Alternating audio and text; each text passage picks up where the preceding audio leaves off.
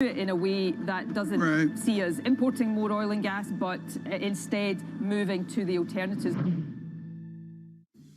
I was just finishing what you were saying, Tom. November 3rd is when the decision is. Just in case people got confused, I will. Just one more story, Tom. Yeah, thank God for that. We're at 137 right now. Wrap it into up. Weakness.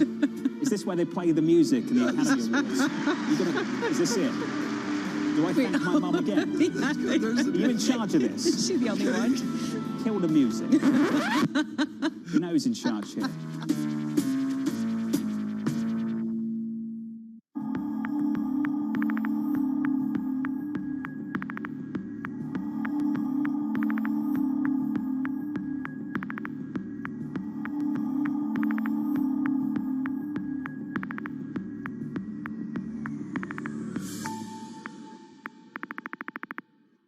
It's really a reminder, isn't it, just how sensitive the markets are to any commentary about trade. We did see some pressure on the yuan, we did see some pressure on the futures. That is now being reversed. I think what we've seen during this period of time is that communicating via video is not a fad. We are using it in all aspects of our lives, for work, for learning, for communicating, for staying in touch.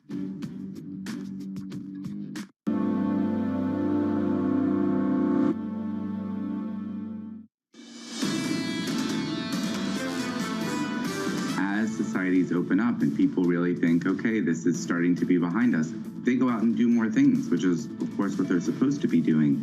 But if you're unvaccinated, that's dangerous. And pretty much everyone who's unvaccinated is going to expect to get sick.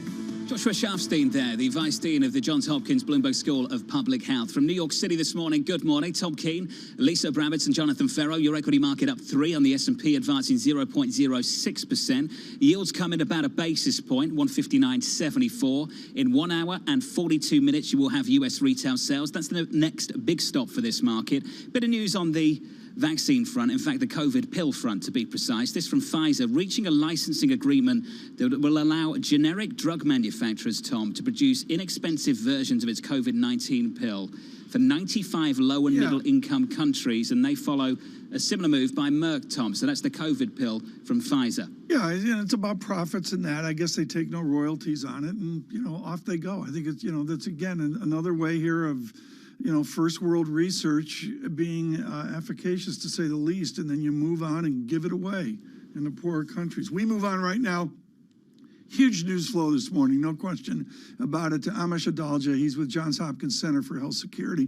Dr. Adalja, good morning to you. I want to go back to first principles, which is what we see in Germany, and I'm seeing within the research the idea that the weather changed, people had to go inside, and the unvaccinated are hammered by COVID because they're inside. A year ago, we talked about that. Is it still valid today? Being inside is not a good thing. It definitely is if you're in a place where there are low numbers of unvaccinated individuals and you've got a lot of community spread. We know this virus spreads more efficiently when ventilation is more like the indoors versus the outdoors. So if you've got segments of the population that are not vaccinated and they're indoors and this virus is ever present, you're going to get infected. So that's what's happening not just in Europe, but even in US states. The unvaccinated are going to be infected with Delta. That's just inevitable. What do you see in this nation is the next approach to the unvaccinated? It's very difficult. I think that we still want to encourage them to get their first and second doses because that's the best thing that they can do.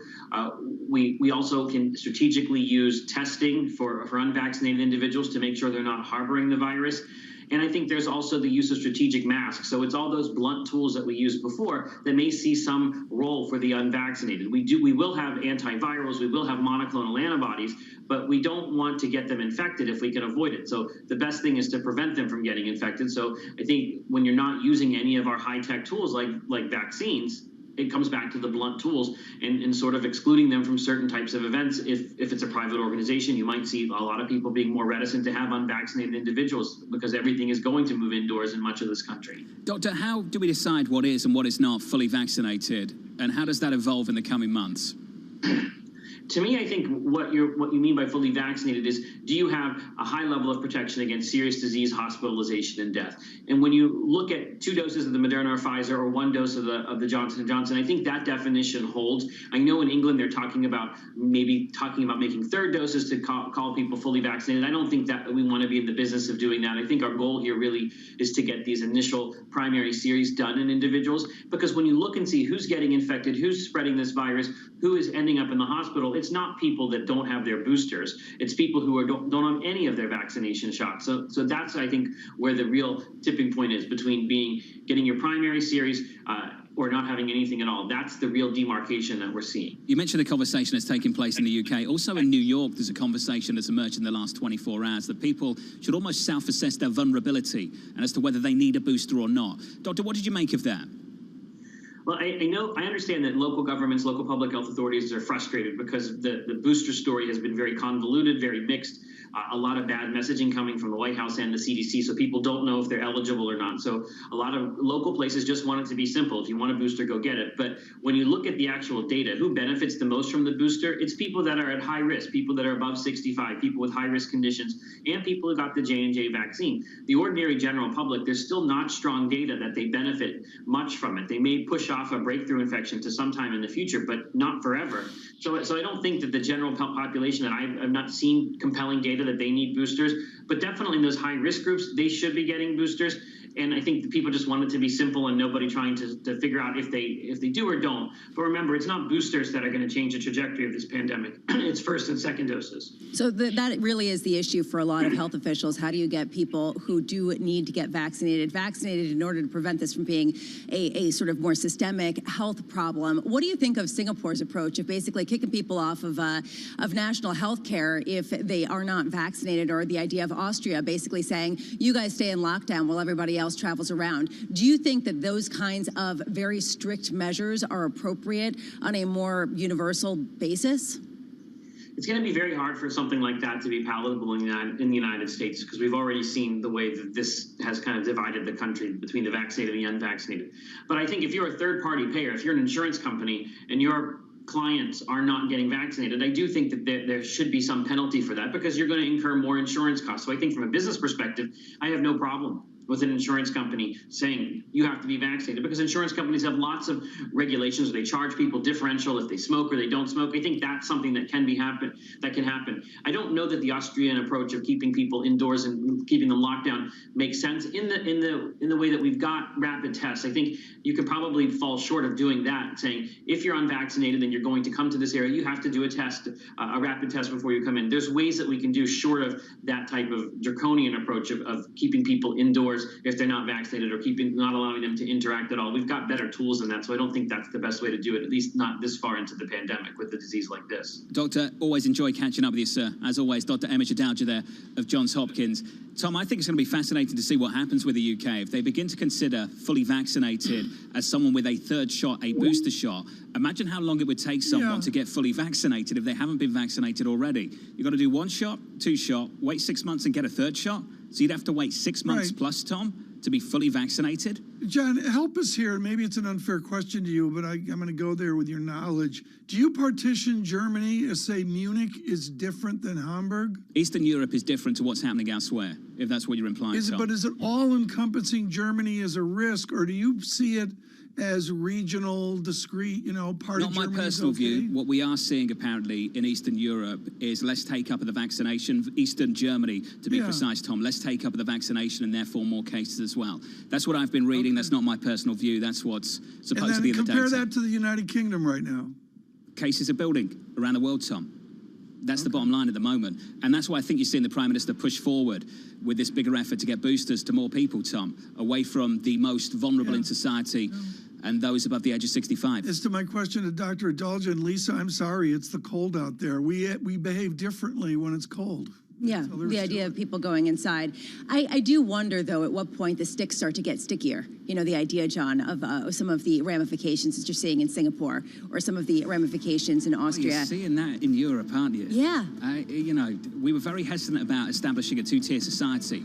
when we first started rolling out these vaccines, and that hesitancy just is not there anymore, Lisa. And I wonder how much that's going to be led by the private sector. The health insurance aspect is actually quite interesting to me. Pfizer's interesting. Yeah. They'll give away the pill, but not the vaccine. Yeah, I don't really totally understand that. Yeah, up 4 on the S&P, advancing 0.1%. From New York, this is Bloomberg.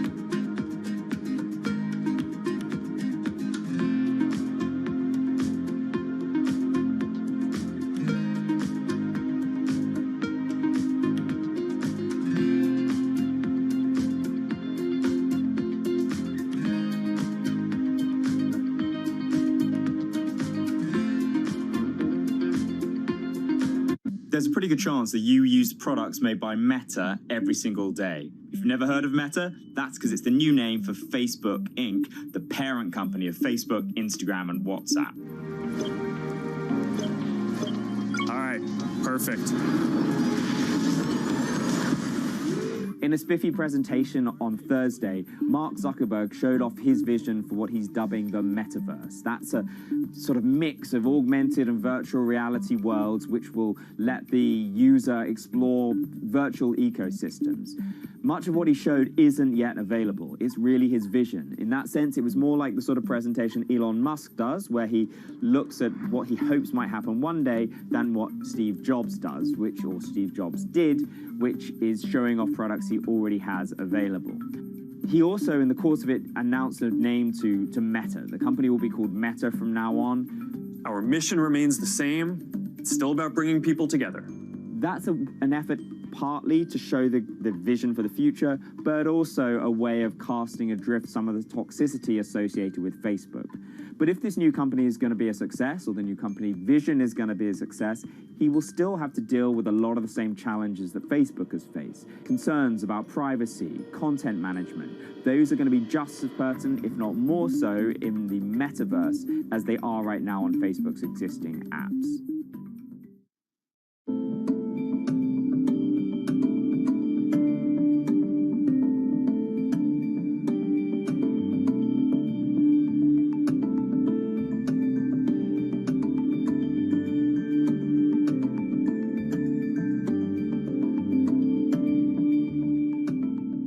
BSO Now is your online home for weekly Boston Symphony Orchestra and Boston Pops performances. See new concerts that go behind the scenes, plus acclaimed archival concerts. Visit bso.org/now, where the music plays on. BSO season sponsor, Bank of America.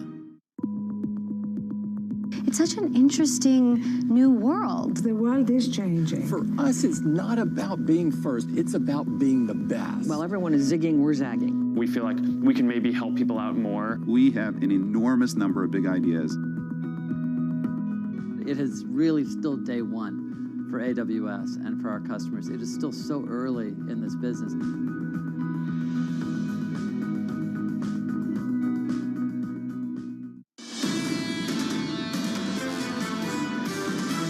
There is a gridlock between the bulls and the bears on, is inflation going to fall rapidly enough? It seems like the 1960s and early 70s is the more apt comparison. I think we're seeing evidence that the labor market, particularly in the United States, is pretty tight. I do think that terminal rate has to be higher. Stocks at the end of the day are an inflation hedge.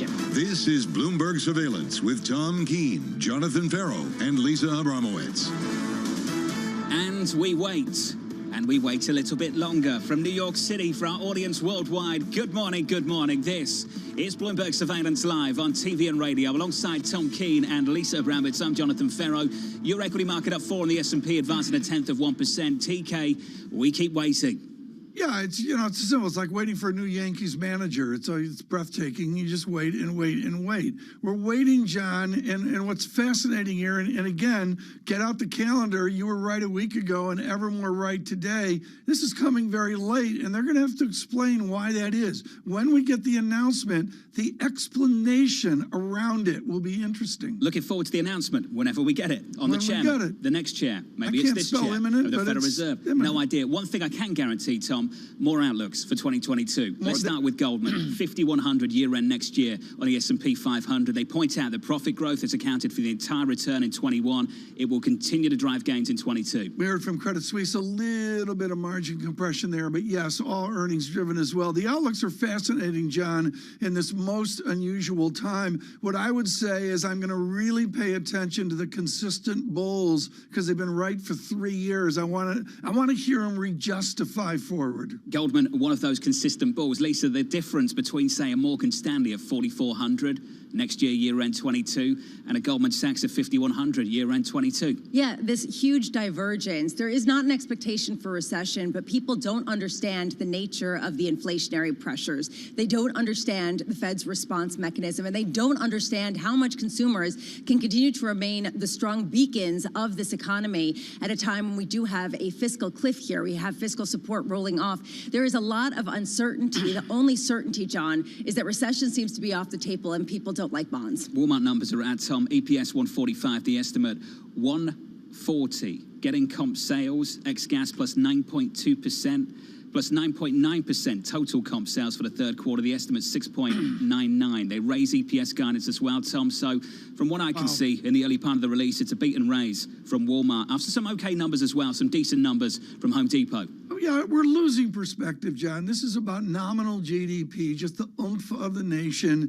And the gloom crew was stunningly wrong on that. They've had to extend out their gloom of when we get nominal GDP, that inflation plus real GDP component, when we get that down to normal, and some even suggesting we go below normal, down to some grim 2% real GDP number. We're nowhere near that. The stock is up at a pre-market by 0.7%. Call it 0.5% now at the pre-market, Lisa. Walmart raising their EPS guidance and looking ahead to next year to put it together with a Goldman piece, 5,100 year-end next year. They're looking for bigger margins from S&P 500 companies. We've been talking about this margin test all through the year into year-end. They expect these companies to keep beating it.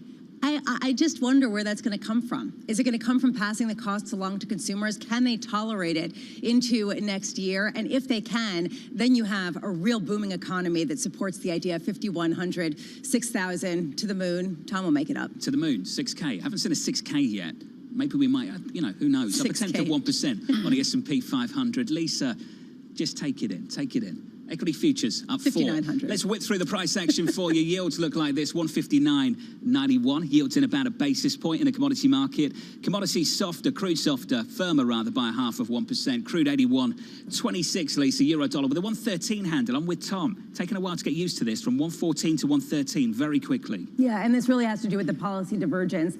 The idea of the dynamism of the U.S. consumer being a stalwart in the global economy, really standing out in its momentum. 8:30 a.m. we get a test of that momentum. U.S. October retail sales. Very curious to see whether people shrug off some of the higher prices and whether they continue to buy. It will also be interesting to see what the response will be from the Federal Reserve. Jim Bullard will be joining us here on Bloomberg Surveillance, St. Louis Fed President, at 8:45 a.m. with, of course, our own Michael McKee to talk about what their dynamic is to determine whether they should end their bond purchases more quickly and whether they should start to talk about raising rates. 10 a.m. we get a dump of data. We get U.S. September business inventories as well as the NAHB housing market index. How much do we see that momentum continue at a time when, again, prices are high, and a lot of these builders are trying to build for the lower income sectors. 2:25 p.m., President Biden is going to come out and speak on his bipartisan infrastructure law from Woodstock, New Hampshire. He will also be talking about trying to push this forward into additional spending. Interesting to see what he decides to emphasize from the bill that was just passed. A whole host of it was devoted to trying to shore up supply chain issues, about $100 billion. They will be accepting competitive grants applications allocations to give that money out quickly, not expected, though, to ease some of the constraints in the near term, John. Lisa, thank you. Let's get this conversation started with David Leibovitz, Global Market Strategist at JP Morgan Asset Management. David, let's start here. Earnings driving the gains through 2021. Goldman Sachs saying more of the same next year. Do you agree? We do agree. I think it's difficult to see how at current levels multiples expand further, particularly in an environment where interest rates, long-term interest rates, continue to move higher. And I want to latch on to something you guys were talking about with respect to the margin story, because that really is key for the earnings narrative next year. And when we listen to what companies are saying, when we look at what companies are actually doing, yes, in certain industries, you are seeing those higher input costs passed along to consumers. But another thing that you're hearing from managements quite a bit is a focus on automation, a focus on efficiency, a focus on productivity. And so I think next year, the way that we get past this margin headwind is the whole pie gets bigger to a certain extent, but companies can continue to focus on running their operations in a relatively lean way. They know about the higher input costs. They know about the supply chain disruptions. They know about rising wages. And so my guess is that they're going to end up doing something about it if it starts to impact profitability. David, I want to go to another David, and that is David Stubbs. And he gave us an interview 3-4 months ago of the JP Morgan view on the technology overlay that's out there. And I don't mean Amazon and Apple. I mean the technology overlay for Walmart, for Home Depot, Peloton announcing moments ago a $1 billion equity offering. The technology overlay, is this a key driver that we grossly underestimate the benefit of the new post-pandemic technology? So I think to an extent we do. And we were talking a little bit about the consumer and can the consumer continue to power these gains next year? One of the things we actually think might happen is the baton gets passed from the consumer to corporations, and you really see investment spending kick in as a key driver of economic growth. A lot of that has to do with technology. We see it everywhere we look across the various sectors. And the important thing to recognize about the role that technology can play, obviously as a sector itself, it's been quite profitable. I think it can enhance profitability in the other sectors where it begins to show up. But investors are willing to pay for the earnings that technology, whether it be a sector or an investment, the earnings that is able to drive. And so again, it kind of drives that constructive narrative next year where if you see this investment and you see this tech-focused investment, arguably some of these earnings forecasts may end up coming to fruition. David, how much is this a U.S. story and how much is this going to shift to become more of a global issue next year? Or a good story, the idea that a lot of people are seeing that the upside gains really lie in Europe or even Japan from here? So we do see value in markets outside of the United States. I tend to think about it in terms of owning the emerging markets and renting places like Europe. Europe, very cyclical, same thing with Japan. The exposure you're getting there from an industry perspective is going to be quite positive in a world that is coming back online. And so it does seem like there's a tactical opportunity in those markets. But longer term, we very much have a preference for a combination of the United States and the emerging markets. To Tom's earlier question, a big part of that is the technology exposure you can get from those markets, coupled with the idea that at some point here, growth does decelerate back in line with the long-term trend. I know you guys were talking about our long-term capital market assumptions earlier this week. Eventually, we get back to where we were in the aftermath of the financial crisis, and that's a world that favors things like technology, things like healthcare, as opposed to those more cyclical sectors and more cyclical markets like Europe and Japan. David, before you run, put some numbers on that. What are the return assumptions right now, considering the gains that we've had in this equity market this year, last year, the year before that? So it's interesting you asked that question because effectively a lot of the estimates haven't really changed all that much. One of the things we spent a lot of time doing over the course of the past year was thinking about terminal valuations and coming back to this theme of technology we've been discussing this morning. Again, we think you get what you pay for. And so, by our lights, if you were just to assume reversion to the mean from a valuation perspective, the returns would be looking worse. But because we see that sector mix and that industry mix continuing to evolve in the direction of being more oriented towards technology, that's something we believe can support higher valuations long term and effectively has kept the numbers unchanged. And so, call it 5% for U.S. large cap stocks, low double digits for emerging markets and places like Europe and Japan, giving their trading at a discount to their long run averages, coming out someplace in between. Final question. Can you give us some insight into supply chains at home, doing up the house? David, how's it going? Absolutely. It's been a long and arduous process. I think everybody's dealt with their own version of these supply chain disruptions. The way I would categorize it is you can get the labor, you can get the materials, but getting the two of them together at the same time in the same place is very, very challenging. Have you advised Mr. Diamond on this experience, given the manse that you're putting up on Park Avenue? I think that must be where the majority of the workers are. I wish they'd come and do a little bit of work here, but they seem somewhat preoccupied. I think he might have a different budget too. David, thank you, sir. David Leibovitz of JP Morgan Asset Management. Have you seen that tower going up? I missed, John, I honestly haven't seen it because it's beneath 59th Street. I should get down there. It's coming up. Go and have a look, Tom. I'll walk you over a little bit later. It's good. It's just the steel's going up at the moment, Tom, but it's growing. Andrew Sheets of Morgan Stanley joining us a little bit later in the next hour on their outlook for this equity market, the credit market and beyond. Their outlook for the equity market, surveillance 4,400 year-end next year. Ramo is writing the outlook as we speak, Tom. Oh, it's okay. Where do you think the S&P target is? 1,200. Has it got a 3,000 handle? No, 20,000. I'm not that bad. Really? 2,200. The dollar operator. On radio and TV. What a beautiful morning. This is Bloomberg. With the First Word News, I'm Rishka Gupta. Pfizer is taking a step to help coronavirus patients in 95 low and middle income countries. The company will allow generic drug makers to manufacture cheaper versions of its coronavirus pill. Pfizer won't get royalties from the generic version as long as the coronavirus is classified as a public health emergency.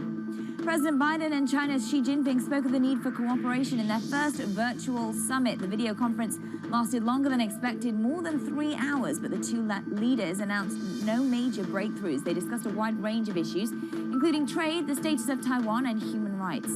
And there's a sign that increased spending in North America on home improvement is outlasting the pandemic. Home Depot posted better than expected results in the third quarter. Comparable store sales rose 6.1%, well above the average estimate. And the average ticket size rose to more than $82.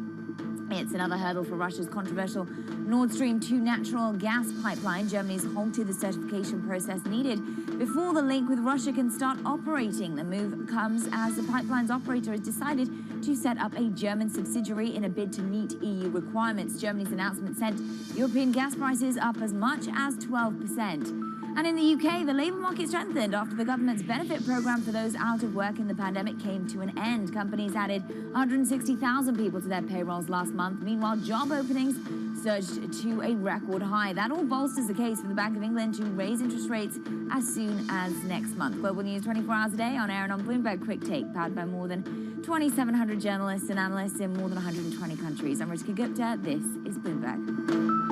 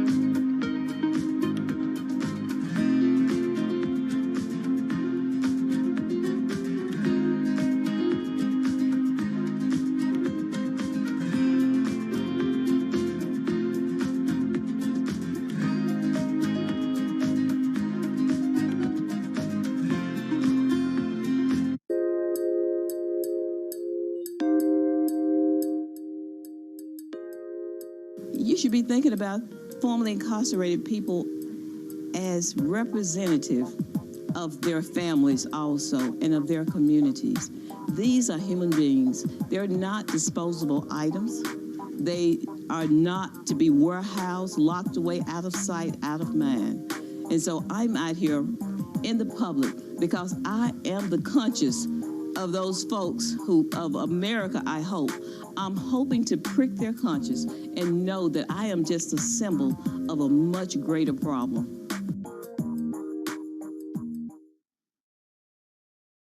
Bloomberg has enhanced search on the terminal. to deliver what you need when you need it. Now, you can simply type phrases in everyday English in the command line. Compare financials. Find people. Analyze markets. You can enter phrases or ask questions. What do you want to know today? Ask a question or visit SearchGo to find answers now. Engine number one was able to do on the Exxon fight, it opened a lot of people's eyes to, I guess, the power that smaller investors can have. And I'm curious as to how other people can sort of look at what you did and use that as either a template or maybe just some sort of guide as to how they can sort of approach their relationships with other companies. We founded the company in Engine Number One on the idea that we take the data, not ratings and rankings of ESG of the past, but we actually take the environmental, the climate, the social, worker data, and we simply use it to look at the valuation of companies and look at it over a long period of time. And so if you think about it that way, you own these companies. Everybody that owns the company, whether you're a big institutional investor or you're a small retail investor, you own the company. You have a voice, you have a vote every year. Yeah. And so our approach is to use the vote and engage with these companies over time. But that's always been the case. I mean, at least in theory. Access the financial world on demand.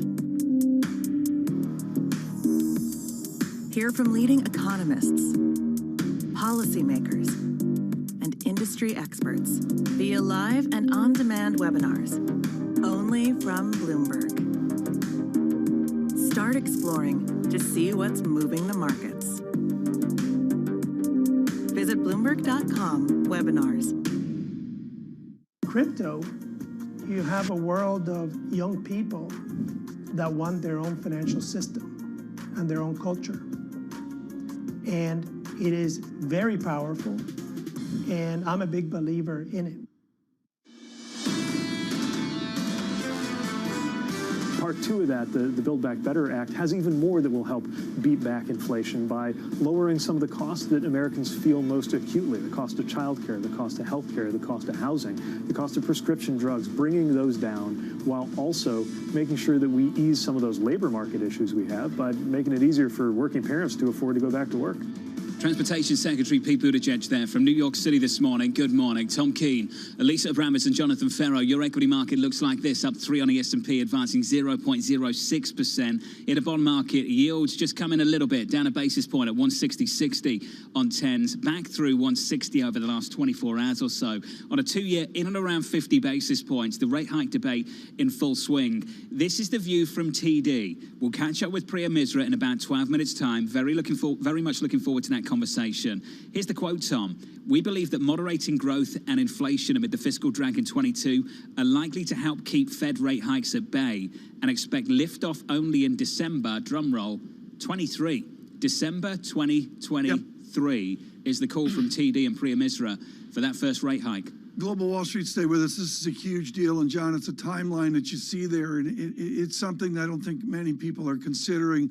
She has a chart in there, which is my absolutely favorite chart. We'll talk to that with Ms. Misra. I am long the 2-year as the threshold to accelerate the taper is high.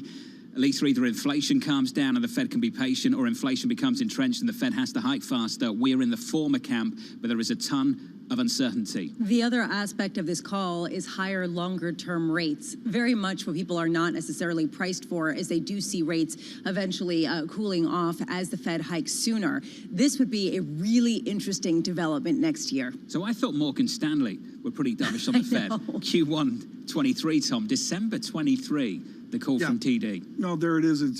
We're going to have to see. This is a fun time of year, and there's a lot of bright people with a lot of different opinions. Very bright and always with an important opinion. Anne-Marie Horton joins us from Washington. I like how the Washington Post today leads, Anne-Marie, in an odd Tuesday of the dicey topics of the U.S. and Chinese leader as spoken yesterday. What are the dicey topics for Democrats right now? What is that distinction between Democrat moderates and Democrat liberals? I think it has to come down to spending, Tom, right? And the second part of the president's agenda, which he touted yesterday as he was signing that hard infrastructure agreement, that he wants his party to pass the second part of his economic agenda. And what's so interesting for me is that this week, potentially, he will get part of that win if the House votes and those CBO scores somewhat match up with the White House, where we'll find out potentially as late as Friday, so I'd be working through the weekend. But the CBO has indicated that they may not know the inflationary impact of that second agenda until January. And this is potentially something that the moderates can run with. Okay, I know they're not looking at a Bloomberg and looking at Home Depot earnings and Walmart earnings, but Anne-Marie, this is a boom economy from two ginormous retailers. Are they talking at all about the overheating of the American economy? They are every day when they talk about what's going on in the labor market, a tight labor market, wage increases, but they are incredibly concerned with inflation. And you can hear that when the president was speaking yesterday. He started saying, we need to start talking to the electorate. I care about kitchen table problems. That is what the president said yesterday. So he understands that he wants to be able to deliver for the everyday American people. And again, you have his own party calling for the likes of hitting the SPR to put more oil barrels on the market to lower gasoline prices. This is what is driving the agenda right now, especially as we come up to the holiday season. The Democrats do not want to be the ones that are being called Grinch, that people cannot get their shopping done in time, that Thanksgiving or your Christmas meal is going to cost more. And that is what they are speaking to. Or your Christmas tree from Home Depot, if you are part of the Farrow household. You know, just talking about TD Securities and its outlook, one of the other lines in this outlook is that Chair Powell's future is uncertain, and we think new Fed appointments will have a dovish skew. Is that correct? I mean, does this administration, given some of the inflationary concerns, want this Federal Reserve to be perhaps on hold for longer, even if that means higher long-term rates that affect the CBO score, that affect their spending plans? We don't know. We don't know what they want yet. All we know is the evidence of what we had, which is speeches of Governor Brainard, of Chair Powell, all the comments he's made over the course of the year. And it's difficult because we have not dealt with this level of inflation while these individuals were in their position. So we don't know how they are going to act. What we do know, though, is that both Governor Brainard and Jay Powell view the labor market and inflation as they should be working in tandem. While there have been others in the past that view this as a hierarchical, right? That inflation, maybe those concerns come before the labor market. They see these two in tandem. And whoever is going to be the next Fed chair is going to have to potentially deal with, do you go for a full employment of the labor market, or do you have to start moving quickly in terms of moving Fed policy to tamper inflation? Anne-Marie, is there really enough time to get Chair Brainard through as Fed chair? Or basically, is the lack of a nomination at this point a tacit admission that it is Jerome Powell, because he is the only candidate right now up for consideration who could actually get confirmed in time to replace himself? Time is of the essence. When you look at the days left for the rest of the year, it's about 2 weeks, I believe, exactly of working days. But already you're hearing leadership say, get out your grand pianos. We're going to be having Christmas carols right here in Washington, D.C. on the Capitol. There's going to be expected they're going to have to be here and not home in their districts or their states as we approach the holidays. Also, his reappointment, this comes up in February, so they do have January. It's not that it wouldn't be possible to get through a Governor Brainard to a potential Chair Brainard if that is what the president chooses. Anne-Marie, thank you. AMH down in D.C. on the latest as we wait and we wait and we wait to find out who's going to be the next chair. Imminent. What does imminent mean, Anne-Marie? I've got no idea. Imminent for me means ASAP, as soon as possible. It's coming within hours. Okay. But we still don't have it, so I'm not quite sure. Anne-Marie, thank you. We'll have a domestic later about this. Have a stronger conversation about why we haven't got it yet. Lisa, why have we not got it? Do you know what's interesting for me? This market, you know, with a little bit more fire. Understood. This market is priced for a rate hike in the middle of next year, and TD's at December 2023. That's an 18-month spread for something that some people think will happen in about 6 months' time. So if you think about how much volatility there's been in the 2-year That's likely to continue, right? And if you take a look at the Bank of America Merrill Lynch MOVE Index, to just sort of the implied volatility in Treasury yields, it's expected to continue. When does that affect risk assets? Does it? Does anyone care that you've got a blipping up and down short-term rate that actually is the benchmark for so many borrowing costs? Yep. This is one of my key questions. I'm just working through this outlook and going through a range of calls from the likes of TD, Tom, and one of the trades as they push through that Fed call is a steeper 210 curve. And Lisa Shallett at Morgan Stanley has picked up on a disconnect in this bond market. It's very interesting, curious to see a deeply negative real Fed funds rate of negative 6 percentage points and a yield curve that's not steeper, it's actually been flatter, because that's the belief the Fed does have to come back in. It's really important for Global Wall Street. Stay with us. The conversation with Priya Misra is going to be just stunning. It comes up next. Priya Misra, the head of global rate strategy at TD Securities. Futures up 2. We advance 0.04%. Heard on radio, seen on TV. For our audience worldwide, this is Bloomberg Surveillance.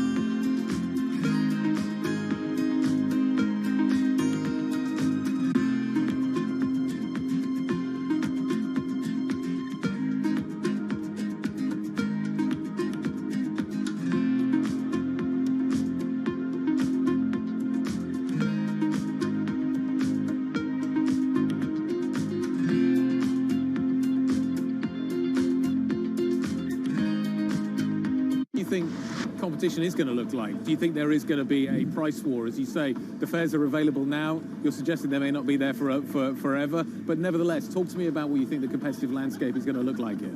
We've seen a bit of departures in this market, and this market has three very strong joint ventures that compete head-to-head daily to win the hearts and minds of consumers and businesses in the United Kingdom. So I don't see a difference in the competition. I think we've all focused on Heathrow as the major hub in the United Kingdom, connecting, of course, the U.S., New York, Los Angeles, and other locations. So I see this as a continuation of competition. We've been waiting for the day that we can compete strongly in the marketplace after such a long period of time where it's only been one-directional traffic from the U.S. to the U.K., and now it's open, of course, to U.K. nationals. You mentioned Heathrow. What about Gatwick? We made a very tough decision in March of last year to really focus our efforts at Heathrow.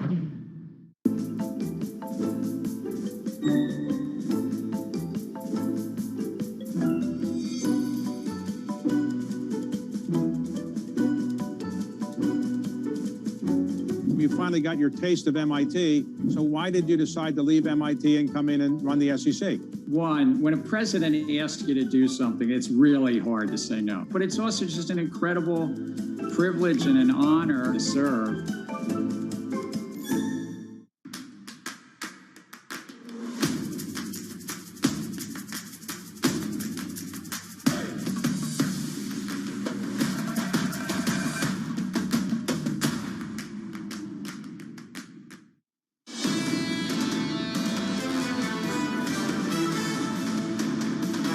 from New York City this Tuesday morning. Good morning on radio, on TV. Here is your Tuesday morning. Falling out of the sky, and it literally felt like, you know, here at Bloomberg even, like people were looking at what planes they were going to be getting on, and people just like were not getting on 737 Maxes anymore.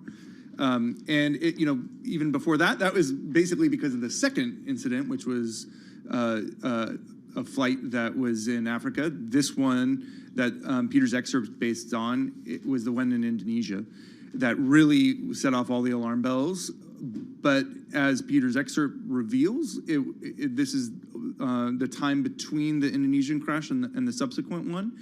And it shows this really alarming conversation, or maybe lack of conversation, between Boeing and pilots. And that was just a deeply fascinating area for me. As I started reading it, we were just talking about this. Yeah. The excerpt reads like the very, very, very best storytelling you can possibly imagine. It just literally grips you and you can't look away from it. So that's why we excerpted it. Peter, can you just rewind the clock a little bit and talk to us about what you knew going into this book, and then what you learned? Well, I had a long history with Boeing because I was the beat reporter on Boeing from 1998 to 2002 for Bloomberg, and that was a period when Boeing was really flying high. It had about 2/3 of the commercial market. It had just bought its main competitor, McDonnell Douglas. But there were really troubling signs because it also had made this self-conscious shift to focus more on shareholders, and that was also the period when Boeing moved its headquarters to Chicago, and the news release actually explicitly said that it wanted to create a leaner corporate center based on shareholder value. And I know it might seem strange to focus so much on something from 20 years ago, but the aircraft industry is such a long-running industry. The MAX was in development for 10 years. But in that time the MAX was in development, Boeing was returning 80% of its free cash to shareholders. So what was happening was that the improvements that the engineers wanted to make to the plane, there was a proposal for more sophisticated flight controls that might have prevented this tragedy, just weren't being made. So when I came back to this story, I remembered especially the concerns that engineers had. They went on a 40-day strike in 2000, and it wasn't primarily over wages and benefits. It was primarily over company strategy. They said at the time that Boeing was not making the changes needed to compete, and was going to suffer. And so I just felt duty-bound to dig in deeply and try to understand what had happened. Well, and we've got about 40 seconds, then we're going to do a little break and come back. But in roughly 40 seconds, Peter, I mean, how much of it, too, was people internally saying things and senior management just not listening? That's a really good way of describing it. There were warning signs there. Senior management was being told. There's an extended scene in this story where pilots are explicitly asking Boeing to ground the plane, telling them that they themselves could not have flown the plane in those situations. But senior management didn't listen to it. Sit tight for a second, Peter. We're going to come back, and we're just going to keep you for like 60 minutes. I'm just going to tell you. Because this story, no, I'm just kidding. I'm kidding. My producer's like, what? I probably went on 60 minutes. No. That was me. We're going to have, though, a nice chunk of time. We're going to continue talking with Peter Robeson. He's Projects and Investigations reporter at Bloomberg News. He's in our Seattle bureau there, and you can see him on YouTube when we come back. And, of course, Bloomberg Business Week editor Joel Weber also with us in our Interactive Broker studio. The new book, as we said, Flying Blind, the 737 MAX tragedy, and the fall of Boeing. We'll come back in just a moment. In the meantime, let's get to World and National News. Nancy Lyons is standing by in Washington, D.C. Hey, Nance. Thanks, Tim. President Biden is taking a victory lap after signing the bipartisan infrastructure law. This afternoon, he's in Woodstock, New Hampshire, to deliver remarks on how the law will lead to repairs to a major bridge in the state that was built in 1939 and has been on the state's red list since 2014. Well, we're getting a little more detail from President Biden's virtual summit last night with China's Xi Jinping. National Security Advisor Jake Sullivan gave a day-after talk at the Brookings Institution. He says the leader spent a good amount of time talking about Taiwan. Sullivan says the president reminded Xi that he voted to support the island's self-defense when he was in the Senate. Sullivan also says both leaders discussed ways to work together to ensure that global energy supply and price volatility don't imperil the world's economic recovery. Now, China's readout from the summit said President Biden opposed Taiwan's independence. The Taiwan Foreign Ministry accused Beijing of purposely mischaracterizing his statements. In Washington, I'm Nathan Hager, Bloomberg Radio. The jury in the trial of Kyle Rittenhouse, the teen who killed 2 men with an assault rifle at a chaotic Black Lives Matter rally last year, well, it's now deliberating the case. The 18-year-old is charged with counts ranging from reckless endangerment to intentional homicide and could face life in prison without parole if convicted. He claims he fired in self-defense. Pfizer is asking U.S. regulators for emergency use authorizations of its COVID-19 pill that could play a critical role in protecting high-risk patients from the virus's worst effects. The company says its drug blocks a crucial enzyme that's key to the growth of the coronavirus and would be the first of its kind if cleared. Global news 24 hours a day, on air and on Bloomberg Quick Take. Powered by more than 2,700 journalists and analysts in more than 120 countries. I'm Nancy Lyons. All right, Nance, thank you so much. We're still here with Peter Robeson, Projects and Investigations reporter at Bloomberg News. New book out, Flying Blind, the 737 MAX Tragedy and the Fall of Boeing. Tim's here, the editor of Business Week, Joel Weber is here. Peter, was there a moment where pilots and their interactions with kind of the corporate culture at Boeing, like it changed dramatically? That's something else that changed over time. When I started covering the company, there was a group of pilots who are the trainer pilots who go out and talk to pilots at airlines. They fly on the line with them. They understand how pilots react to Boeing's designs. And those pilots 20 years ago were moved into a group, into a joint venture with a Warren Buffett-owned company called Flight Safety Boeing. They were moved outside of Boeing, so those pilots, the communications lines between those pilots and the test pilots who work with the engineers to design the planes, according to people I've told, just eroded over time. The name of this training group was changed to Alteon at one point. It moved to Plano, Texas at another point. And so when you look at those emails that have become famous, there's a pilot who learns late in the process that the automated software called MCAS is going to be active at lower speed than he'd realized. And what he says is he was left out of the loop. And it's because of this breakdown in the corporate culture.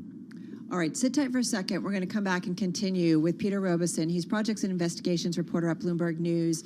He's there in our Seattle bureau and still with us on the conversation. Joel Weber, editor of Bloomberg Business Week. The new book out is Flying Blind, the 737 MAX Tragedy and the Fall of Boeing. I don't know about you guys, but I kind of can't wait to read the whole thing. Yeah, I'm looking forward to it as well. And when we come back, we're going to dive deep into MCAS and why it's actually necessary on the 737 MAX and how that's different from other planes that Boeing made. All right, good stuff. You're listening to Bloomberg Business Week. I'm Carol Massar, along with Tim Stanovic and Joel Weber, and of course, Peter Robeson, and you are listening to Bloomberg Radio.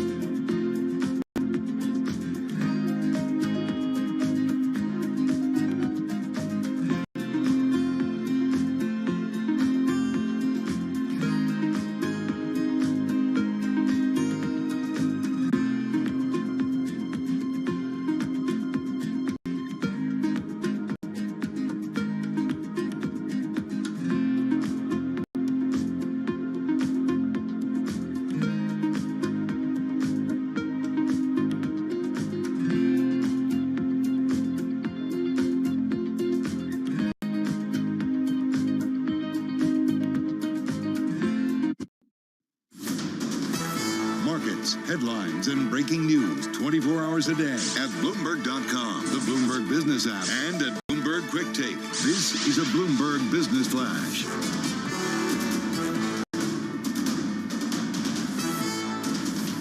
From Bloomberg World Headquarters, I'm Charlie Pellet. We're looking at a record on Wall Street for the S&P 500 index, higher now by 26 points, up by about 0.6%. Dow Industrials up 130, higher by 0.4. NASDAQ up 120, up by about 0.8%. 10-year yield 1.63%. 10 years down 4/32. Spot gold down $11 the ounce, down 0.6%. 18.51 right now on gold. Crude is little change, down 4 cents, 80.84 a barrel. Natural gas, so up 2.5%, 5.14 per million BTUs. Stocks on track for a record close after the biggest jump in retail sales since March. Results from industry giants Walmart and Home Depot showing robust demand, even as inflation squeezes purchasing power. We're looking at a down day for Walmart, tumbling 2.6%. Home Depot now up by 5.6%. Amazon.com scrapping a major office expansion in Jersey City in a setback for landlord Mac Cali Realty. Mac Cali down by 3%. Amazon shares down by 0.1%. I'm Charlie Pellet. That is a Bloomberg Business Flash. All right, Charlie, thanks. Want to get back to, we're talking about the new book that is out November 30th. It's called Flying Blind, the 737 MAX Tragedy in the Fall of Boeing. The author, Peter Robeson, Projects and Investigations reporter here at Bloomberg News. He's with us from our Seattle bureau. You can see him right now on YouTube. Joel Weber is in our Interactive Broker studio here in New York City. Of course, he is the editor of Bloomberg Business Week. So, Peter, we were just talking about, if you boil the story of the Boeing 737 MAX down, ultimately there was this software decision that Boeing made. And there's what we came to learn, I think, and you go into this and you're reporting in the book as well, is what Boeing decided to do with the software that they had. And can you walk us through what they decided to do and why it proved to be such a catastrophic decision? Right. The software was meant to change the performance of the plane in certain stall conditions. There was a concern that when the plane, without MCAS, if the plane were stalling, the stick is supposed to respond consistently throughout the stall, and the test pilots discovered that it was getting mushy, as they call it, at one point in the stall. So when that happens, there are ways of changing, how the plane responds. Some of them are hardware changes. You can change the size of the tail. Those are all costly, expensive changes. The software was added. One reason being because it was cheaper. So it was looked at as a way to compensate for a quirk of the physical design. And in the first iteration of the design, it applied only to high-speed stalls, and there were 2 sensors that would have turned on the software. Late in the design process, when it was realized that low-speed stalls were also affected, the software was extended to that area as well. But the crucial thing was that only was tied to 1 sensor. So it meant that during takeoff, at a point when the plane is vulnerable and very low, if there is a problem with this sensor, it would set off this software, which was also designed to fire repeatedly, not just once. The tragic thing is that there were questions being raised by engineers at Boeing at the time, but because of the problems in communication and the culture of the company, those concerns weren't getting through. And ultimately, as I described in the story, the design was certified by the FAA without the FAA even having knowledge of this late change in the design. Which, man, that is just you shivers when you think about that. Peter, what did it must have feel like for the pilots who were flying this Indonesia plane in particular? Because I mean, you actually go through almost second by second what was happening in the cockpit. What were they feeling? It happened right away, so it was shock. The stall stick, the column started shaking in the pilot's hands almost immediately after takeoff, which is a very rare thing to have happen. He had an airspeed disagree alert go off. He had another altitude disagree alert went off. So there are multiple conflicting warnings about what's happening, and he's simply trying to troubleshoot what's happening in this airplane, crucially without having been told about this automated software and what effect it might be having. I'll give away a little bit of Peter's magical storytelling here, which is, imagine there's like a ghost in the cockpit that you're fighting with, right? And that would have been what it would have felt like. Like, why is the plane fighting with me like this? And Peter, when we learned later how pilots were basically, they felt like they were lied to by Boeing, right? Exactly. They wanted to know everything that was in the manual, and that had been part of the unspoken agreement with Boeing. Pilots would say, if it ain't Boeing, I ain't going, because they felt that Boeing was biased toward pilots, that Boeing wanted pilots to fly the planes, and Airbus may have introduced more computerized features, but Boeing wouldn't do that. So you, in this meeting that I described with the American Air pilots, it's a real sense of betrayal. It really comes through. I mean, somebody should have told us this damn thing was on the airplane, was one of the comments. Hey, Peter, the book is called The 737 MAX Tragedy and the Fall of Boeing, and indeed shares of Boeing are higher than they were a year ago, but a far cry from the more than $400 that they were before the 737 MAX tragedy. What is the future of Boeing here? I mean, we've reported at Bloomberg News on the brain drain back in July that's happening with engineers and the competition for talent. But where does Boeing go from here? It's a really good question. When I started, as I said, Boeing had 2/3 of the market, and now in narrow bodies, it's a distant number 2 to Airbus. Airbus's production lines for the competing A320 are sold out for years, and Boeing is now saddled with $60 billion in debt because of both the MAX crisis and the pandemic.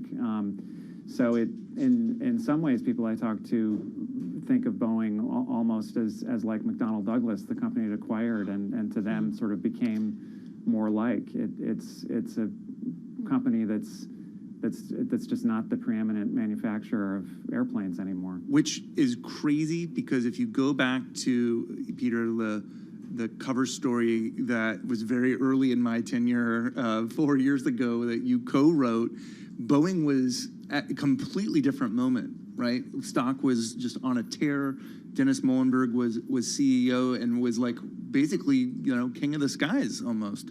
And when you think about this fall that they've gone through, which basically was because of 2 crashes, what do you think that, even if you're not in the airline business, what's the takeaway for corporate executives or business leaders when you think about what this story represents?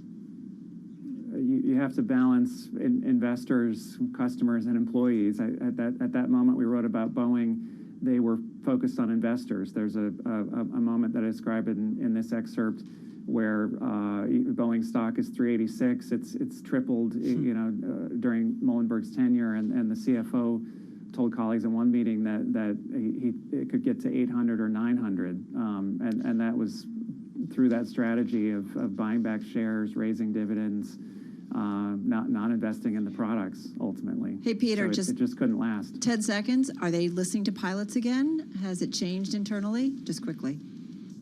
They have a safety committee on the board, which is new. Okay.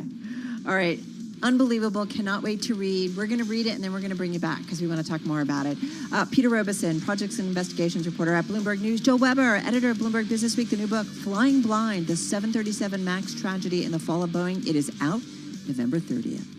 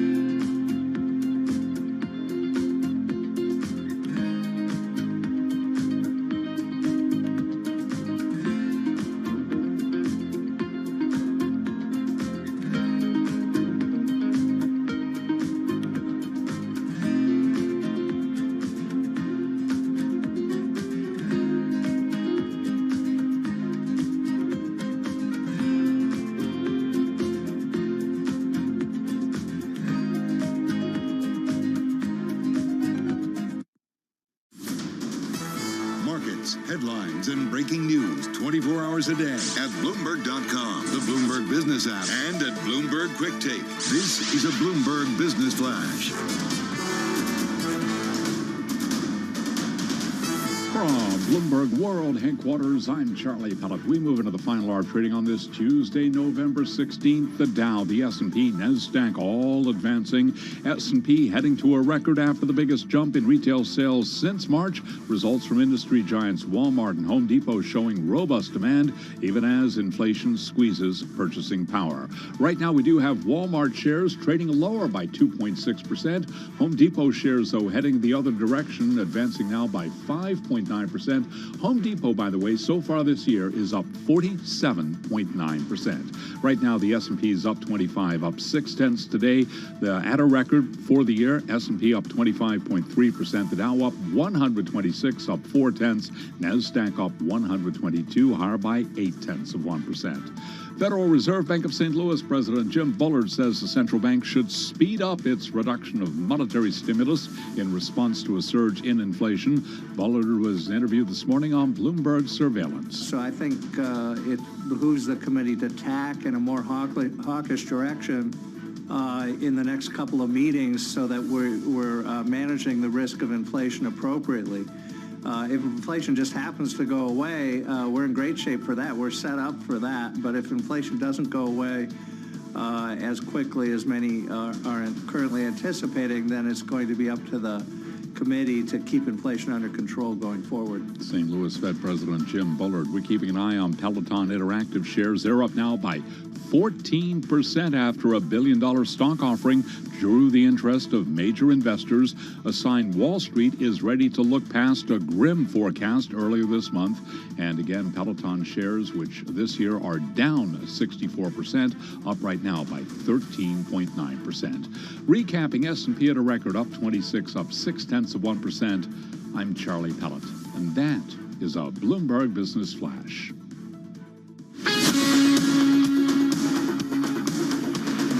You're listening to Bloomberg Business Week with Carol Messer and Bloomberg Quick Takes Tim Stenovic on Bloomberg Radio. So retail definitely on our radar today, and really for the next 30 minutes of Business Week, we're going to talk about what's going on when it comes to retail pricing, margins. U.S. retail sales, though, Tim, rising in the month of October for a third month. Higher prices boosted merchant receipts and household demand remained resilient. Gains were broad-based. And at the same time, consumer sentiment is low. We're hearing from retailers this week, including Walmart and Home Depot today. And then later this week, we're going to hear from Target, among others. Poonam Goyal is senior U.S. retail analyst at Bloomberg Intelligence, joining us on the phone from New Jersey. Poonam, I want to start with the retail sales number that we got this morning, jumping by the most since March, topping forecasts. Why was this so surprising to analysts? Well, we maybe have a little bit of a technical difficulty. We'll hopefully get to Poonam in just a moment. Yeah, well, let's talk. Oh, there you go. We got her. Sorry about that.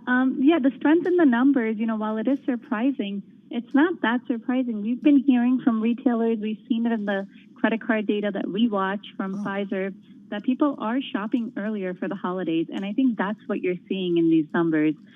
Everyone's well aware of the supply constraints. They're seeing high out of stocks, and they want to make sure they get gifts under the tree this year. Yeah, that's funny that you say that. I actually did buy some holiday towels or something silly, but I did that just to put in the bathroom. Oh, okay. But I mean, I did that kind of earlier. Usually it's last minute. I'm like, oh yeah, let's just throw them in. But you're right. I am thinking about, okay, I bet they're not going to be here in a couple of weeks. And I have warned my daughter, Christmas is just around the corner. If you want to make sure the Santa supply chain works, you better get your orders in.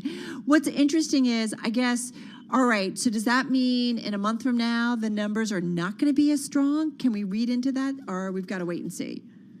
I think the numbers will continue to be strong into November as people are still trying. Everyone hasn't done their shopping. Surveys show that still the bulk of shopping remains, which means that people still need to shop. The question is the week before Christmas, when demand is at its highest, last-minute shoppers come into play.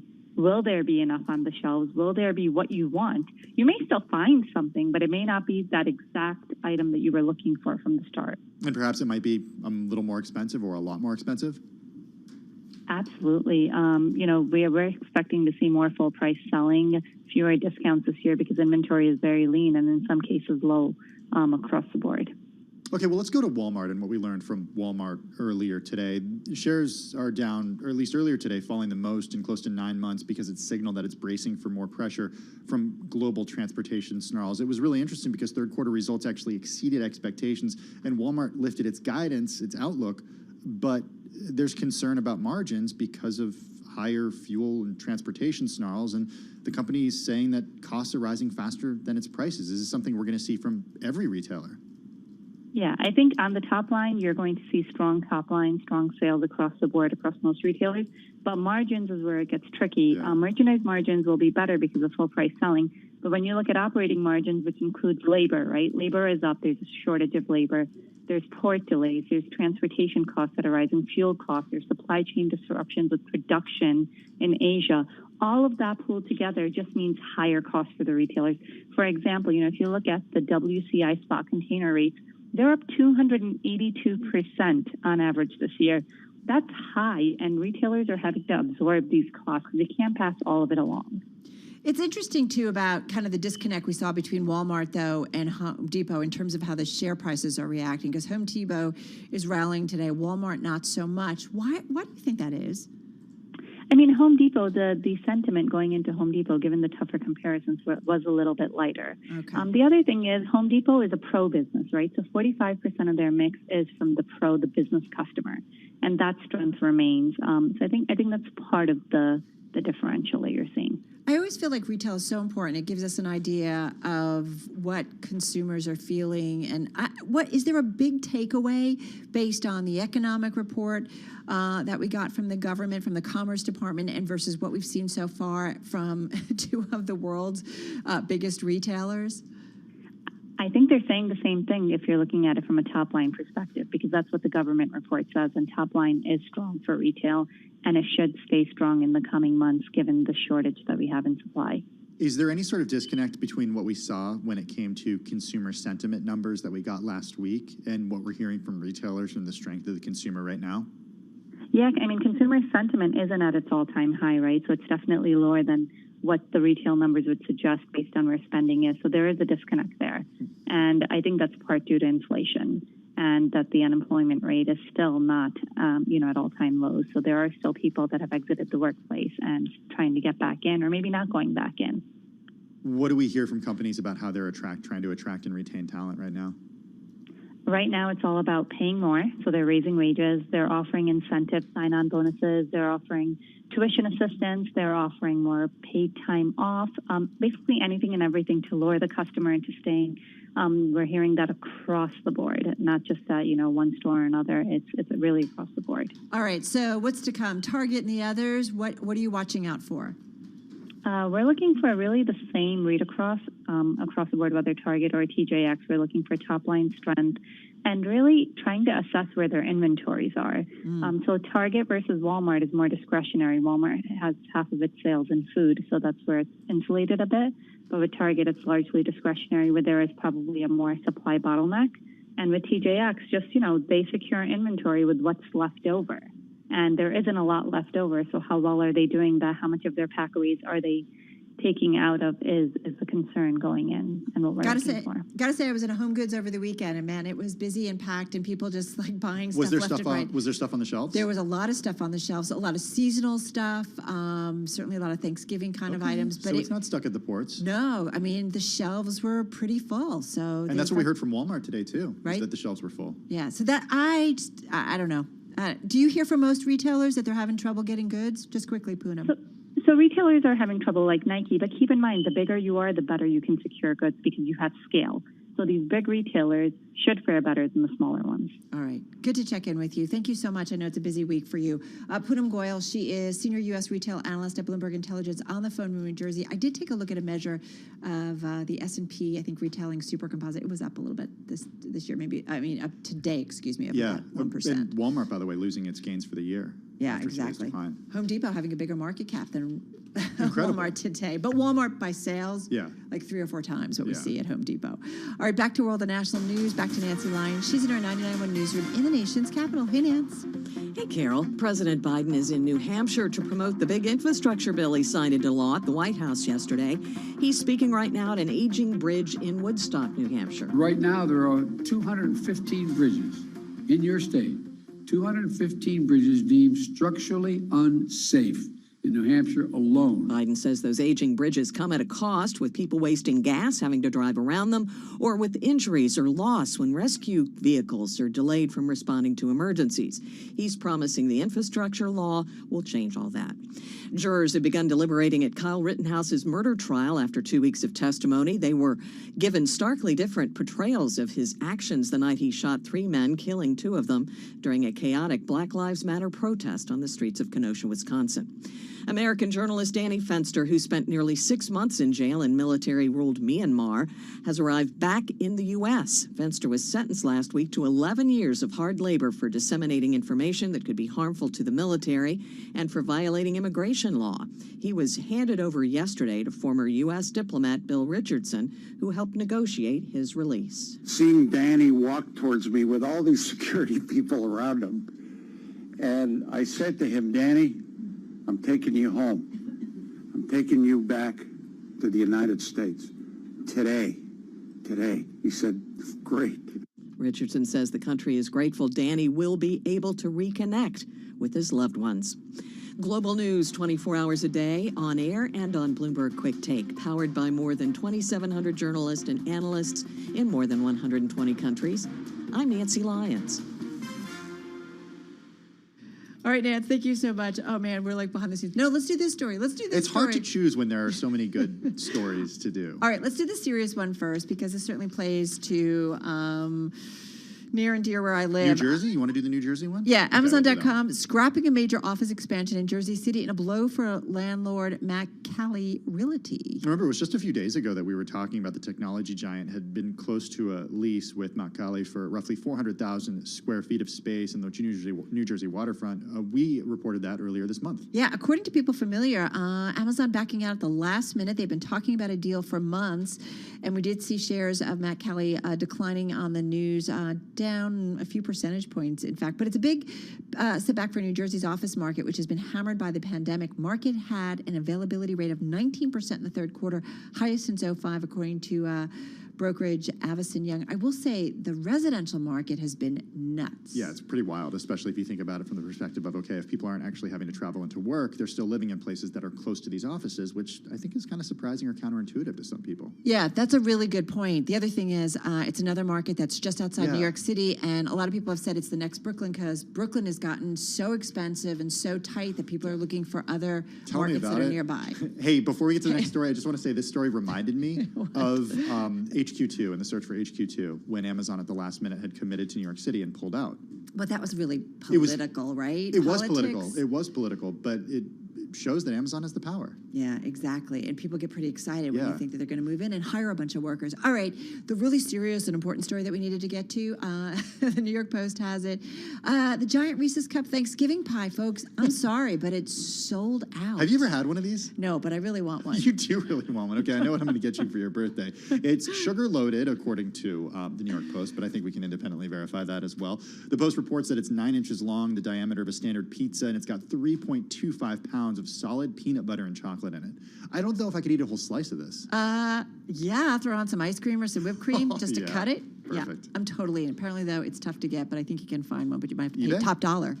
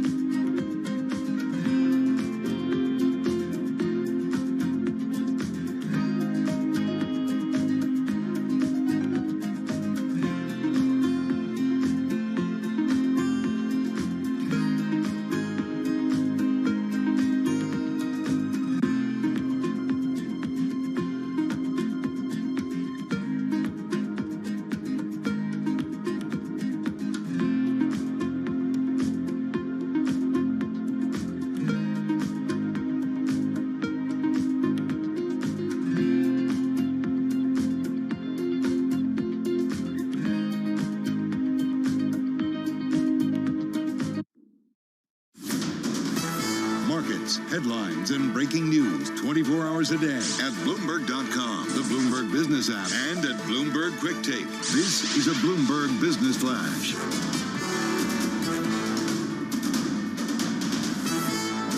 Bloomberg World Headquarters. I'm Charlie Pellet. We're looking at records for the S&P 500 index, the Dow, the S&P, NASDAQ, all moving higher. We've got Walmart lower, Home Depot higher. Let's get all the details as we head right over to the first word breaking news desk for today's afternoon call. Here he is, Bill Maloney.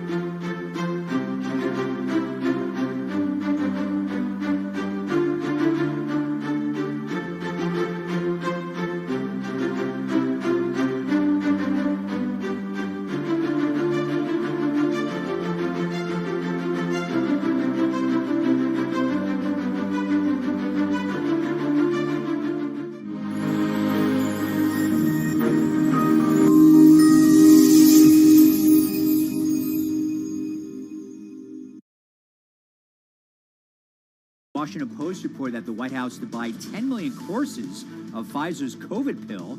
Qualcomm hit an all-time high after giving targets at an investor event, and Peloton's offering of 24 million shares was priced at 46. Wrapping things up, Lazy Boy reports after the bell. Live from the first breaking news desk, I'm Bill Maloney. Charlie. Okay, we thank you very much, Bill, and to hear live breaking news over your Bloomberg Time Squawk, SQUAWK on your terminal. I'm Charlie Pellet, and that is a Bloomberg Business Flash. All right, Charlie, thank you so much. Well, we've been talking about the inflation Grinch that's going to steal Christmas. It will be, I know, hey, don't shoot the messenger. I just might, okay? We know it's going to particularly be felt really hard by lower income families, Tim. Yeah, retailers forecasting a record holiday spending season, but for 1 in 10 Americans, prices are rising at the fastest pace in 30 years, and that's going to dampen the Christmas spirit. Here with us once again is Amelia Pollard, consumer reporter for Bloomberg News. She's with us in the Bloomberg Interactive Broker Studio. We talked last week, Amelia, about Thanksgiving and the prices around Thanksgiving You're rising. just full of good news lately, aren't you? Yeah. Thanks so much for having me. Well, how bad are things looking for Christmas?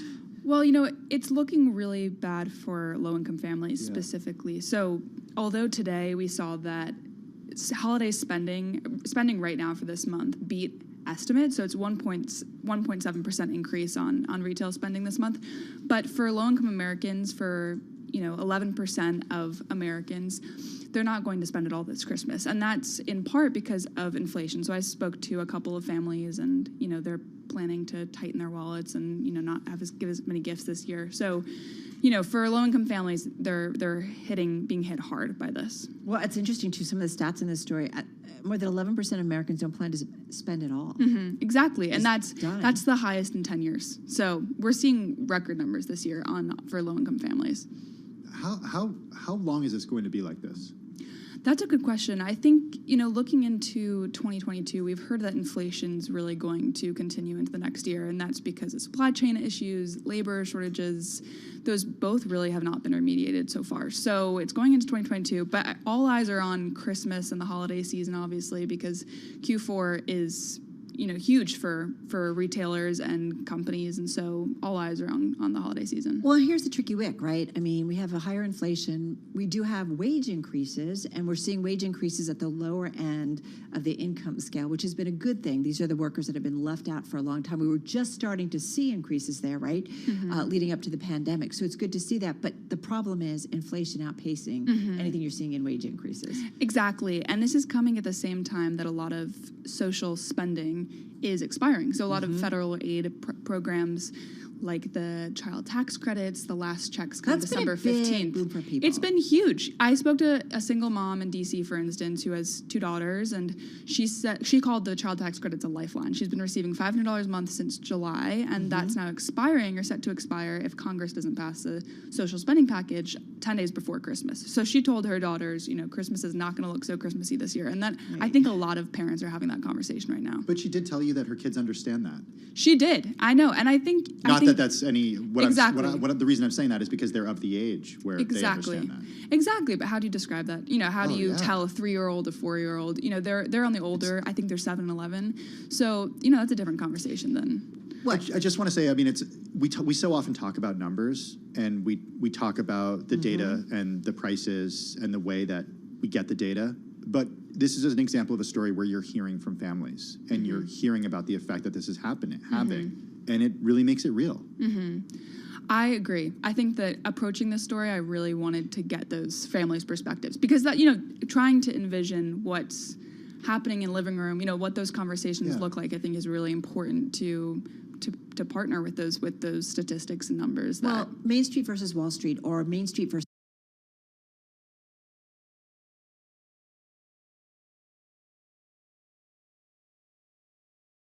families, especially low-income families out there, may not show in nationwide spending numbers. The top 10% of earners make up nearly half of personal outlays in the United States, according to some calculations by Wells Fargo that earlier this year. You put that in the story. So we've got to remember, and this is why we talk about data points. Data points kind of tell a story, right? And so those data points, we know the wealthiest tend to spend them, right? Make up the biggest share of some of the outlays that we're seeing. And so it skews maybe what our perception is about what's really going on the ground. Exactly. And I think that's been a huge theme this past year. You know, holiday spending last year was really robust too, and we're just seeing those records be shattered again this year. So I think there's been so much focus on those high-income earners, and obviously we'll continue to focus on both high-income and low-income earners, but in this story we're really trying to elevate some of those voices and saying, you know, what's happening in those homes, and you know, spending is not going to look so good this year for them. Well, I think back to a year ago where we were when it came to lines for food pantries. They were snaking for blocks and in some cases miles around the country. Pandemic poverty. What's the Salvation Army saying right now about what 2021 is going to look like compared to 2020? I think it's interesting because obviously everyone sees the Salvation Army, Santas standing outside their grocery stores, and I spoke to them, and they're saying that this year they're expecting for the same effect as after the 2008 recession. So 2009, 2010 actually had the greatest demand for Salvation Army help in terms of utility bills, in terms of meals that were served by the Salvation Army. After the worst of the financial crisis. Exactly, hit, right? Exactly. It's this wake effect, you know, so it hit top earners, highest earners first, and then low-income earners were soon to follow, and we're seeing the same this year. So the national commander of the Salvation Army told me that they need to raise 50% more this year to meet buoyed demand. So, and they expect this to be a record high in terms of meals that they need to serve low-income families. So I think the Salvation Army gives a really good indicator because it's such a huge national nonprofit of what it's going to look like this year. And it's something we need to think about when we read through these data points, and especially when we start to think about what the Fed policy needs to be, what needs to be done in terms of policy in Washington, because I think everyone's like, it's inflation, it's crazy, we don't need any more stimulus. And yet when you hear stories like this, you understand that this is probably going to go on a lot longer, certainly some of the hardships. Amelia Pollard, she's consumer reporter at Bloomberg News. Thank you so much. This is Bloomberg.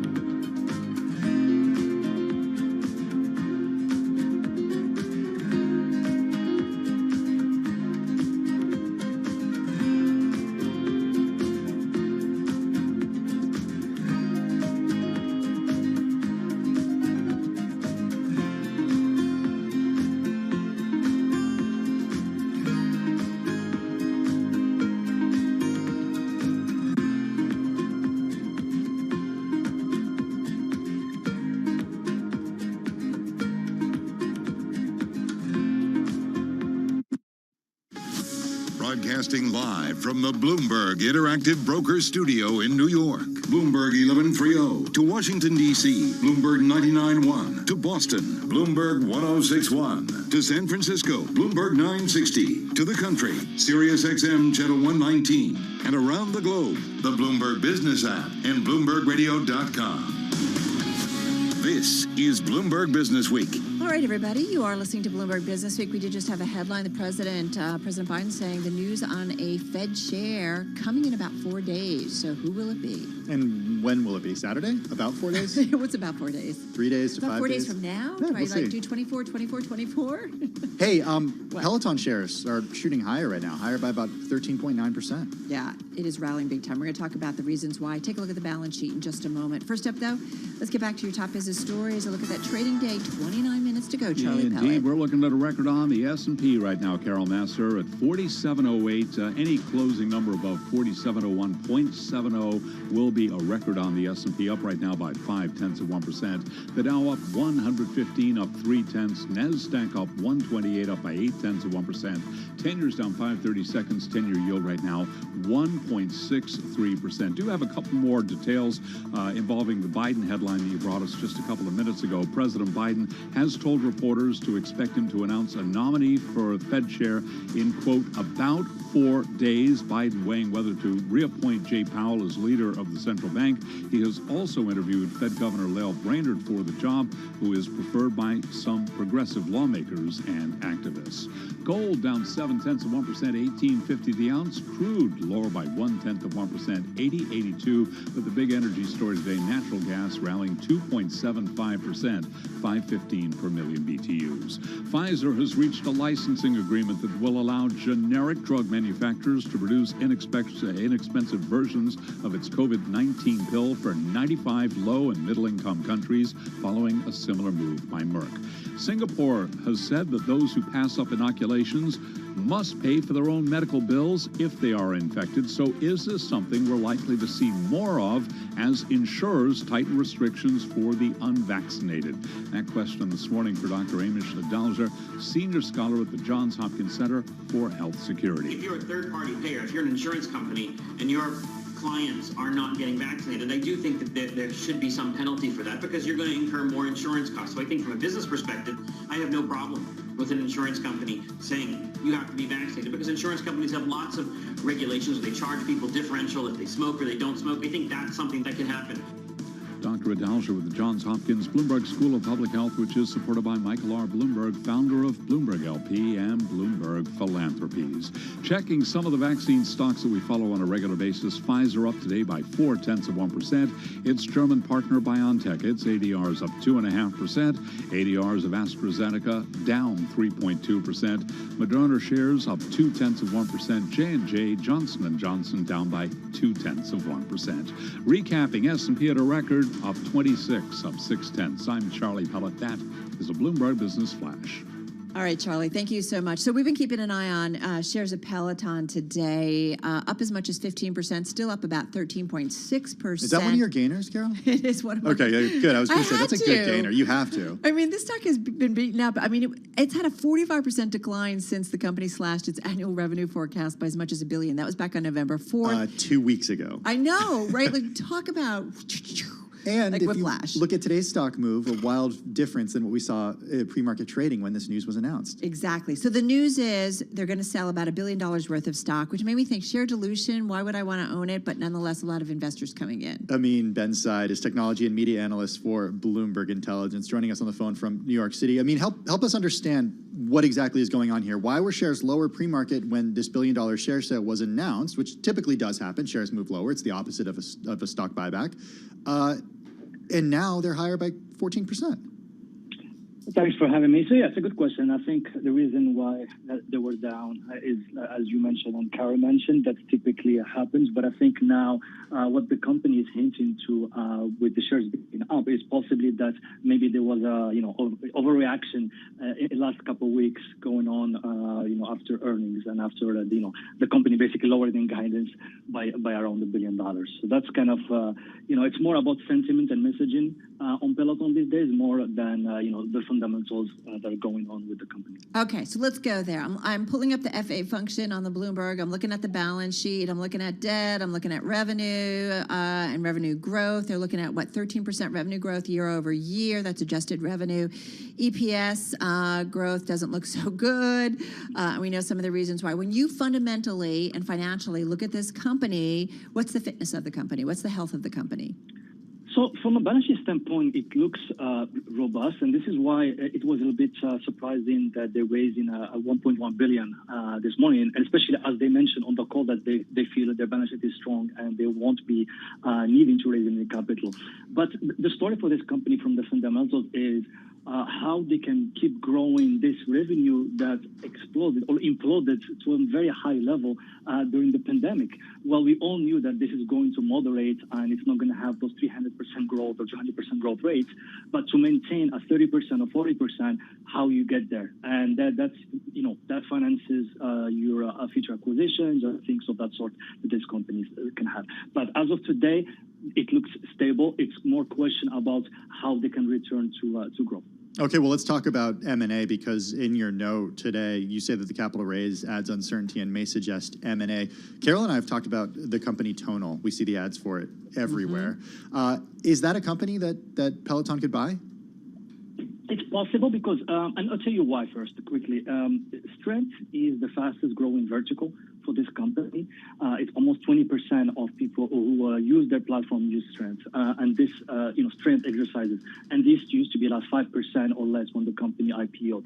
So this is what they're trying to do, and now they're looking at either buy or build type of decision. They already announced last week they have this Strength new device that I'm not sure that the market really understood how that works and their value proposition there. But yes, Tonal, Tempo, there are a few companies in the market that have more of the Strength type of alternatives that could get Peloton there today if they wanted. But of course, price is going to be an issue there, and we have to see how that develops. I mean, how much of the Peloton story going forward is about new product development and selling it versus building its base of users who maybe tap into the digital app? And just got about 30 seconds. I think it's all about building the product, because when you look at the treadmill market, it's 2 to 3 times faster than the bike market. Mm-hmm. And to get that additional product, additional user, you need new products. And quickly here, the usage has been declining, and this was in addition to weaker demand. This was another bad news that they had when they reported earnings. So definitely, product should be the focus in the next few years. Well, you also write that Peloton's recent acquisitions in AI and wearables may expand availability of its Strength exercises, potentially en route to launching a new hardware in that segment, right? Yeah. We'll see. To dominate the world. We'll see. Yeah, we will see. And certainly we will be tracking it. Amin Ben Said, he is technology and media analyst at Bloomberg Intelligence, on the phone in New York City. Again, shares of Peloton, one of the standouts in today's... Are you still riding your Peloton as much as you were during the pandemic? Not as much. Okay, well, surveys say that's common, Carol. I'm not hanging clothes on it yet, though. Okay, it's still being used. Yeah, exactly. Well, let's head to Washington, D.C. for a check the latest world and national news with Nancy Lyons. Hey, Nance. Thanks, Tim. Speaking in front of a New Hampshire bridge in need of repair, President Biden says the time has come to put $1.2 trillion toward improving the nation's infrastructure. You're in a situation, what happens if the bridge collapses and there's a fire on the other side? It's going to take 10 miles longer to get to the fire. People could die. I mean, this is real. This is real stuff. Biden's new infrastructure law provides $225 million to address thousands of bridges across the country that are in need of repair. Homeland Security Secretary Alejandro Mayorkas has been facing questions today from the Senate Judiciary Committee. Bloomberg served Chapman with more. Republicans charged that Mayorkas was not enforcing the immigration laws. He defended his decision to prioritize illegal immigrants who pose a threat, as well as the most recent border crossers. They will be removed unless they make a claim to an immigration judge that they have a basis under United States law to remain here, and the judge rules accordingly. If the judge denies their claim, they will be removed from the United States. Democrats questioned Mayorkas about domestic terrorism, cybercrime, and the record number of guns found at airport security checkpoints. In Washington, Irv Chapman, Bloomberg Radio. Times Square will be open to fully vaccinated revelers this New Year's Eve. That announcement was made today by New York City Mayor Bill de Blasio. We can finally get back together again. It's going to be amazing. It's going to be a joy for this city. Last year, the celebration was limited to frontline workers. Global news 24 hours a day, on air and on Bloomberg Quick Take, powered by more than 2,700 journalists and analysts in more than 120 countries. I'm Nancy Lyons. All right, Nance, thank you so much. This is among your most read story on the Bloomberg today. Well, of course it is. It's because it's about bonuses. And bankers. Yeah, well, so bankers, stock Wall Street traders are folks. poised for big bonus bumps this year. This is a story by Hannah Levitt. Banks are poised to hand investment bankers and traders their biggest bonuses since the financial crisis, with hopes that the cash will stem the high levels of turnover sweeping across Wall Street.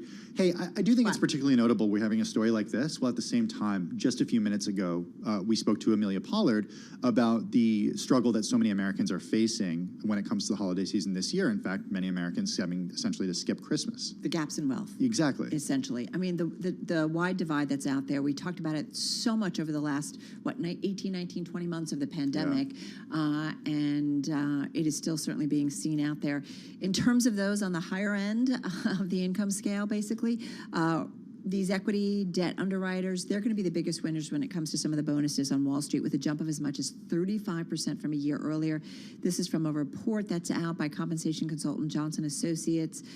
Equity traders and M&A bankers may see a 25% increase. Fixed income traders could kind of be the lone losers, with their bonuses potentially sinking down as much as it mirrors exactly what we saw in the market this year. Right. Exactly. IPOs, a lot of M&A, right, and the bond market. The debt issuance, yeah, we've seen a ton of it. We keep talking about that. And so Alan Johnson, Managing Director of Johnson Associates, in an interview with our team here at Bloomberg, saying our clients are going to pay people well. The business results are terrific, so there's no holding back. But you don't want turnover. That's expensive to a company. It is, and there's a real talent war playing out right now. Well, the COVID-19 pandemic, it was a boon for Wall Street, Carol, first with a trading surge on wild market swings and then a deal-making boom. We've talked so much about M&A. Goldman Sachs has already posted enough revenue through September to give the firm its best year ever. JP Morgan Chase's revenue haul for the first 9 months of the year was the highest it's ever been for that period. And we did see banks showing some restraint last year when setting year-end bonuses, ways of doling out, wary, I should say, of doling out higher rewards in a pandemic, being kind of sensitive to the times. But apparently, not this year. 2021. This is Bloomberg.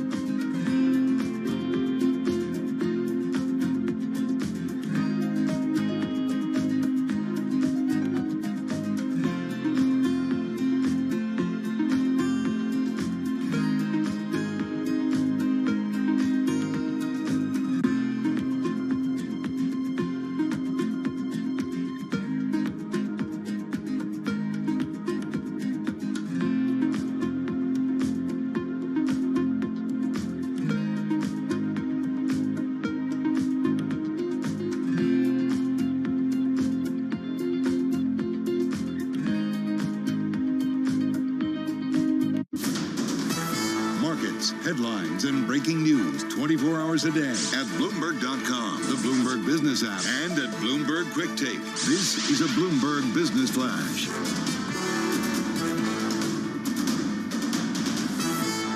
Bloomberg World Headquarters. I'm Charlie Pellet. We're looking at an update for the Dow, the S&P, and NASDAQ. S&P up 23, up 0.5%. The Dow up 104, up 0.3. NASDAQ up 134, up 0.9%. We're looking at records right now for both the S&P and the NASDAQ Composite Index.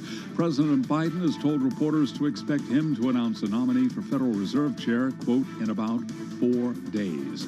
10-year down 5/32, 10-year yield 1.63%. Gold down $13 the ounce, down 0.7%, 18.49. West Texas Intermediate crude down 0.1%, 80.82 a barrel. So again, recapping, stocks are advancing. Just about 13 minutes to go ahead of that closing bell. Stocks heading toward a record after the biggest jump in retail sales since March. Speaking of retailers, briefly, Walmart down after earnings, down 2.3%. Home Depot after earnings up 5.8%. I'm Charlie Pellet. That is a Bloomberg Business Flash. Thank you so much, Charlie Pellet. It's 3:48 on Wall Street. The following is an editorial from Bloomberg Opinion. The UN Climate Summit in Glasgow recently ended on a contentious note, with some critics dismissing the gathering as an empty exercise. That assessment is far too bleak. Negotiators deserve credit for their achievements. Governments ratcheted up their climate ambitions and promised to strengthen their commitments over the coming year. A new pact to curb methane emissions, as well as rules governing the global trade in carbon credits, were big steps forward, and it was encouraging to see more financial institutions supporting the Paris Agreement's goals. What's crucial now is to turn pledges into decisive actions. It won't be easy, but there's no reason to despair. People all over the world are demanding change, and governments are starting to move. The fight against global warming can still be won if countries, communities, and citizens everywhere resolve to win. This editorial was written by the Bloomberg Opinion Editorial Board. I'm David Shipley. For more Bloomberg Opinion, please go to Bloomberg.com/opinion or OPI and Go on the Bloomberg terminal. This has been Bloomberg Opinion. I'm driving in my car. How about you let me drive? Oh, no. This is not a toy. Who's gonna drive you home? Honey, please, I'll do the driving. Drive on. Excuse me, I want to drive. It's the question that drives us. This is the Drive to the Close. That funky music will drive us till the dawn. On Bloomberg Radio. Tick-tock, everybody. Just about 10, just under 11 minutes left in today's trading session. We're off our highs of the session, certainly on the Dow Jones Industrial Average and the S&P. NASDAQ holding towards it, up 124 points. Let's see what our guest has to say as we drive to the close. Larry Pitkowski back with us. He's managing partner and portfolio manager at Good Haven Capital Management. They are based in Millburn, New Jersey, and that's where we find Larry on this Tuesday. How are you? I am well. Carol, how are you? I'm doing okay, hanging in there. Seems like equity's hanging in there as well, despite, inflation concerns, supply chain concerns, questions about global central banks pulling back on the gas pedals. Same thing with concerns about global policymakers holding back on fiscal initiatives in terms of spending. What do you make of the continued run? And that's only the partial list. That's quite a list, though. Look, Carol, in investing, what is critical is to focus on what is important and what is knowable. There's all kinds of important things that are not knowable, and you could spend all day thinking about them and whatnot, and it's really not going to necessarily help you to make better decisions. So I try very hard to focus on what is important and is knowable, and that means kind of sticking to analysis of the companies we are invested in, thinking about where they're going in the future, buying them with a margin of safety, and being aware of the macro backdrop. I mean, you'd have to work really hard to not see inflation today.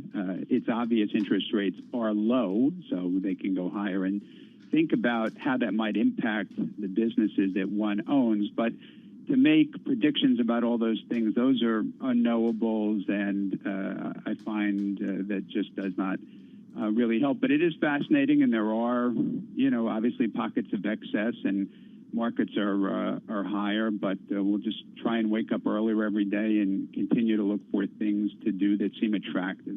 Hey, I just want to, Larry, talk a little bit about inflation because you mentioned it. Neil Kashkari, the Federal Reserve Bank of Minneapolis president, telling Bloomberg yesterday that we shouldn't overreact to what is likely going to be a temporary factor. Is this temporary in your view?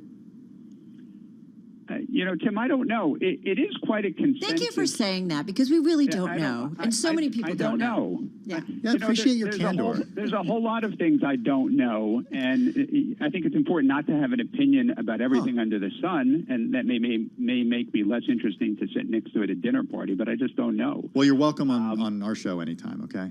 Well, good. I don't know, but it is important to just consider, if it's not transitory, what does it mean for the businesses that you own? But to predict it in either direction, I mean, it's obviously here, and it's obviously something to be aware of, but I leave predicting it to people for whom that is how they, have compounded money over time. Well, Larry, you started the conversation saying focus on what's important and knowable. So what's knowable in your view that you can actually make some investment decisions on? I think what is knowable is to try and find a handful of companies that one has an understanding of where the business is headed and to try and buy them with a margin of safety. That's all we've ever tried to do here at Good Haven. And, we are fortunate here. It's kind of the second year of what I would call Good Haven 2.0. I think most portfolios we manage are up in the mid-30s year to date. And yet I think we still own a portfolio that in aggregate is undervalued. And I wanted to mention one particular company that is, even in a heated market and where they've done very well business-wise, the stock is unchanged year to date, which is Store Capital, which is a very well-run triple net lease REIT where the stock has gone nowhere, the business has done well. And so it's just a reminder that there's always something out there that may have been on a stock price basis not performed as well as the business, and it's our job to, keep hunting for such things. Where else? Go ahead, Carol. Well, how much exposure do you have for your clients' portfolios on that one? Well, I would say Store is anywhere from, kind of 3 to 5%-ish. It depends on the portfolio. But by the way, that's a nice-sized holding. The company is the co-founders were Chris Volk and Mary Fido, and Mary just ascended to the CEO spot. They've done a great job over the long term since they went the IPO in 2014. I think the total return's been low to mid-teens or something of that nature. And they've been battle-tested. They came through COVID really doing a very impressive job. And here the stock's got a 4.5% dividend yield. Just looking at the dividend yield. 16 times future AFFO, and the stock has gone nowhere recently. And it's actually below where it was pre-COVID. So, I mean, that's, in a inflated world where there's a lot of things that have gone up dramatically, I think we're very fortunate to own some things where the businesses have done well and the stock prices haven't necessarily followed. And it, I think that's how you find opportunities. Hey, Larry, because you brought up a REIT, it just reminds me of a headline that recently crossed from our own John Gittleson. Brookfield facing imminent default on a Chicago office building as it struggles to stay current on debt payments. I'm wondering, you look out at the landscape right now, how you think about commercial real estate, because Carol and I were talking during the break, and it does seem like that's one area right now that has remained relatively strong despite the fact that people aren't back in offices like they were before the pandemic. Right. Well, we happen to own some Brookfield, which we received from owning some Oak Tree Capital years ago through the merger. And far be it from me to second guess the moves that Bruce Flatt is making within that portfolio. The track record speaks for itself. And I think in any, lending, leasing business, you're going to occasionally have some things that don't work out there that you have to work through, and that's just part of the business. But do you feel like we talked earlier about Amazon pulling out of doing some office space in Jersey City, and that story included how there's a lot of vacancies when it comes to office properties in Jersey City. Do you feel like we're still waiting on a day of reckoning, Larry, when it comes to commercial real estate office buildings, because there's still so much uncertainty surrounding when most workers will return? And just got about 25 seconds if you can be quick.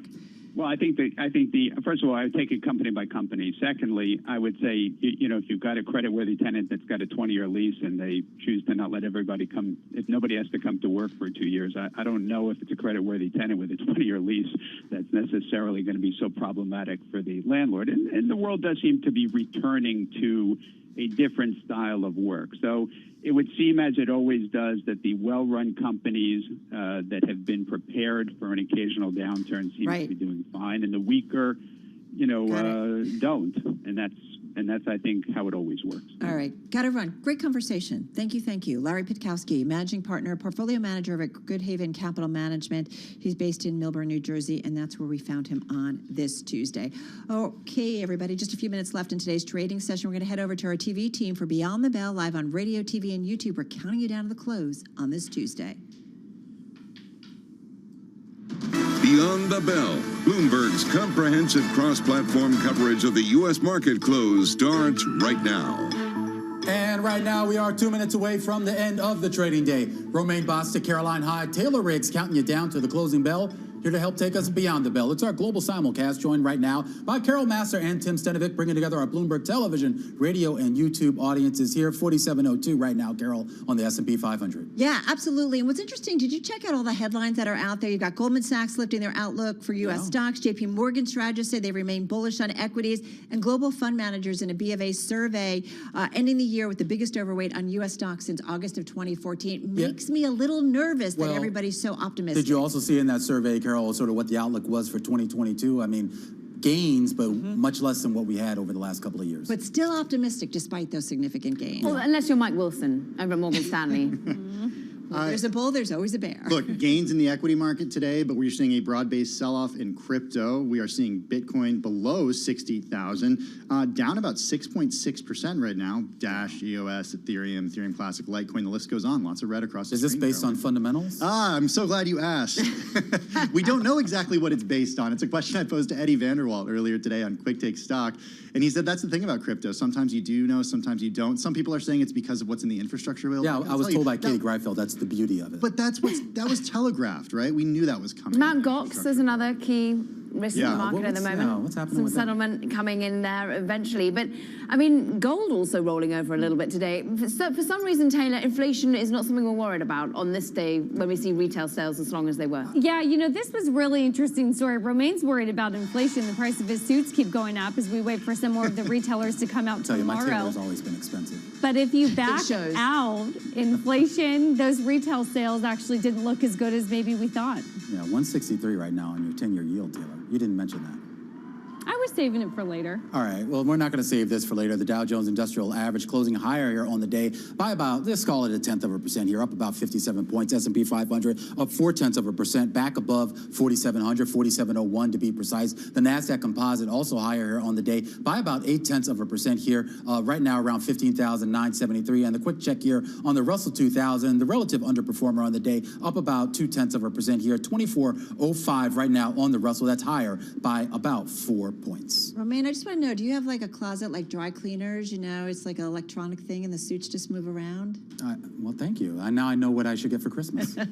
Well, speaking of Christmas and holiday sales, get your buying in. We certainly saw that in the retail sales report today out from the government. But as a result, on Wall Street, we saw the S&P Super Composite Retailing Index up about 1.3%. So that whole sector being lifted up today, guys. Yeah, let's take a look at sectors. Carol, since you mentioned those for the radio audiences, we do the sector winners, the sector losers. And the winners, I'm going to just do a quick push forward to the Qualcomm CEO that, Caroline, I know that we've been really excited about. When we think about the chips, some of the semiconductor makers are up 1.5%. Auto components up almost 3%. Those are some of the real winners that we certainly see on a day like today. Quickly down at the bottom on days when Walmart actually looked pretty good, but those shares are off just a little bit. So some of the food and the staples and the food and beverage, those are some of the losers, off about 0.7%, with yields rising. Real estate, the worst performer, off about 0.7%. All right, let's get to some of the gainers in today's session. Peloton, man, what a standout. Pretty much finishing at its highs of the session, up almost 16% today, 54.85. It was all about selling $1 billion worth of stock, which I could not quite get my head around because I'm thinking share dilution, right? But nonetheless, investors seem to like it. It's called being oversubscribed. I guess so, right? I mean, if you look at just the reaction on Wall Street specifically, but the stock, keep in mind, prior to this was down about 45% since it slashed its annual revenue forecast. We saw that back on November 4th. So yeah, did you take a look at a long-term chart of that? Not pretty, right? Yeah, no, it's not pretty. No, exactly. But nonetheless, investors buying today. All right, let's talk about Taylor talking about some of the group winners. Home Depot among the retail group up about 5.7% here, near its highs. One of the world's biggest retailers, revenue and market cap, now bigger market cap than Walmart, which is a pretty interesting stat today. And they just kind of blew it out of the water when it came to their latest quarterly report. And I do want to mention, I think, Taylor, you mentioned chips a little bit. You guys were talking about it. Advanced Micro Devices up 4% in today's session, top of the NASDAQ 100. Semiconductor analysts positive on AMD, NVIDIA, some other names after Top 500's biannual supercomputer list showed some share gains for the companies. I had to do some homework to figure out the significance of that list. We get NVIDIA earnings tomorrow, by the way. Exactly. I think AMD at a record high. Yeah. Well, speaking of earnings, Walmart had third quarter results exceeded expectations, and Walmart lifted its outlook, but those margins taking a hit because of higher costs. The company finishing the day down by more than 2.5%, declining the most since May. Gross margin falling slightly, dragged down in part by those higher supply chain expenses. Also want to talk about Activision, man. Yeah, let's talk about that. Look at that, finishing the day down by more than 6%. It did drop sharply earlier in the day after the Wall Street Journal published a story that said Activision Blizzard CEO Bobby Kotick had been aware of sexual misconduct claims, and now employees at the company are saying that they will walk out and press for the CEO to step down, saying, quote, "We will not be silenced until Bobby Kotick has been replaced as CEO and can continue to hold our original demand for third-party review by an employee-chosen source." That's according to a tweet sent by the ABK Workers Alliance. And we should just point out, too, that the Activision did put out a statement basically saying that it was inaccurate and misleading what the Wall Street Journal reported, and that they're actually standing behind Kotick at the moment. Yeah, the company did say the report ignores important changes that are underway at the company, including a zero-tolerance policy for inappropriate conduct. Biogen finishing the day down by close to 3.8%. Shares falling after the company said its top scientific executive, they said this late yesterday, is resigning at the end of the year. It's Alfred Sandrock, head of R&D, retiring effective December 31st. This is somebody who was instrumental in the development of Aduhelm. That's the Alzheimer's treatment that was controversially approved by the FDA earlier this year. Caroline. Tim, tell you what's also in the red. Basically every other currency in the G10 versus the US dollar. US dollar pushing on higher once again as we get that strong retail data, as we get some hawkish sentiment coming from members of the FOMC. We're all still on tenterhooks about who will be heading that FOMC come in the next 4 days. But I'm looking at the Swedish krona off by more than a percentage point. The Japanese yen down by 0.6% against the US dollar. But basically everything on the downside. Metals sold off. Maybe that's why the Aussie dollar is off by 0.7%. And let's check in on some of those metals. Steel down by more than a percentage point. Of course, as the dollar gets stronger, metals lose some of their luster. We're also digesting what that Xi-Biden meeting meant in terms of the outlook. Gas oil up 2.2%. It's interesting what happened in terms of natural gas. Extraordinary moves over in Europe. Once again, the Nord Stream 2 gas pipeline potentially being pushed back further, kicking that can down the road. What does that mean in terms of this winter period when we want to turn up our heating? With natural gas up more than 2.5% here in the US. It was up more than double figures over in Europe. And just to get your daily look at milk, once again, it's there to haunt me forever, down by 1.5% if you're looking at milk. Important if you're buying 12 gallons for your 9 kids. And lastly, I'm looking at sovereign bonds. Very mixed picture, Taylor, but you can tell us what's happening in the United States. Was this the first milk update that we've gotten off that board? Yeah, was that? That was wonderful, Caroline. There's no inflation. Milk's down. Love that. Let's take a look at where bond yields are, as Caroline sets me up pretty nicely here. We're moving up. You know, this is actually pretty calm relative to some of the recent swings that we've seen within the bond markets, but you're solidly yield higher across the curve, just 1, 2, 3 basis points, but really notable further sort of curve inversion if you're thinking about a 206 on the 20s to a 202 on the 30-year. And really, Carol, when we talk about these bond yields that have slowly been creeping up, it really leads us into conversations with the Federal Reserve and where we are in terms of some members saying it's time to be a little bit more hawkish, and other perma-doves saying, no, I don't think so. We'll just continue to repeat that it's transitory. Rock'em sock'em robots. That's what's happening at the Fed. What's interesting is I think James Bullard might be buying some milk, and maybe that's why he's saying we need a more hawkish policy. Check out what he had to say. the inflation rate is quite high. The core PCE inflation rate, the committee's favorite measure, is about 3.6%. That's the highest it's been in 30 years. So I think it behooves the committee to tack in a more hawkish direction. We could move faster. We kept optionality on this, that we could speed up the taper if it's appropriate. All right. That, of course, is James Bullard, president of the St. Louis Fed, earlier with our surveillance team on Bloomberg TV and Bloomberg Radio. But, guys, you know, depending on the Fed person who's making the argument, you got Neil Kashkari, who's much more dovish when it comes to Fed policy. And Yeah. I feel like, What did he say about Twitter? That we shouldn't be paying attention to hyperventilation on Twitter when it comes to inflation? Yeah. Are you hyperventilating about inflation on Twitter? No, I'm not. I don't hyperventilate about anything. I mean, even Richmond Fed President Parkin said something similar. But I mean, to Bullard's point, and I mean, this is something that's really starting to be speculated a lot in this market, is that the Fed is behind the curve, and that at some point, when they do really try to sort of move forward with normalization, they're going to have to speed it up.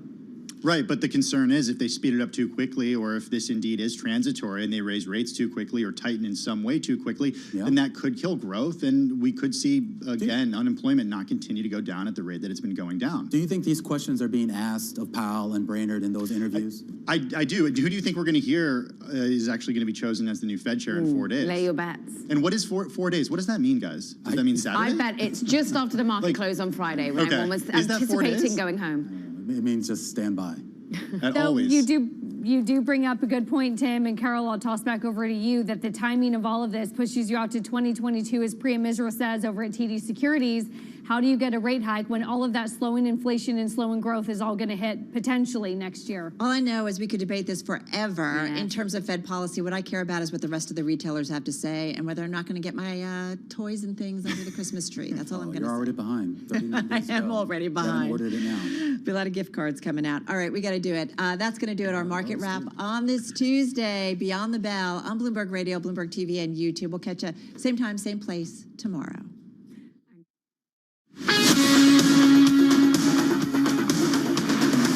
This is Bloomberg Business Week with Carol Masser and Bloomberg Quick Takes Tim Stenovic on Bloomberg Radio. You know, it is kind of, pick your voice just with our team over on TV, Romaine, Caroline, and Taylor. I mean, the Fed, different individuals have different views. It's good to see it, though, that they're having that debate. Externally and hopefully internally. I'm sure they are. I'm sure they are, too. All right, in the meantime, let's get a check on world and national news. Nancy Lyons, take it away. Thanks, Carol. President Biden is out selling the big infrastructure law he signed this week, speaking to a crowd in New Hampshire and listing the improvements that are coming. Clean water, access to the internet, rebuilding bridges, and everything in this bill matters to individual lives of real people. Biden spoke in front of an aging bridge and said it has been structurally deficient for years, but will be repaired with money from the infrastructure law. Biden is also promising more is coming if lawmakers reach agreement on his human infrastructure bill. Bloomberg Washington correspondent Joe Matthew has the latest on those discussions. The Democrats say they are still waiting for the Congressional Budget Office to score that bill. That's something that moderates demanded so they could read it and actually vote on this with a sense of what will be actually paid for. And that's not going to be done likely until Friday. So once again, it could be a working weekend in Washington. You can hear more on Bloomberg Radio from Joe Matthew at 5 p.m. Wall Street time on Bloomberg Sound On. The jury is now deliberating Kyle Rittenhouse's fate and has requested copies of instructions. Rittenhouse faces a variety of charges, including murder, after shooting 3 men on the streets of Kenosha, Wisconsin during a Black Lives Matter protest. 2 of them died.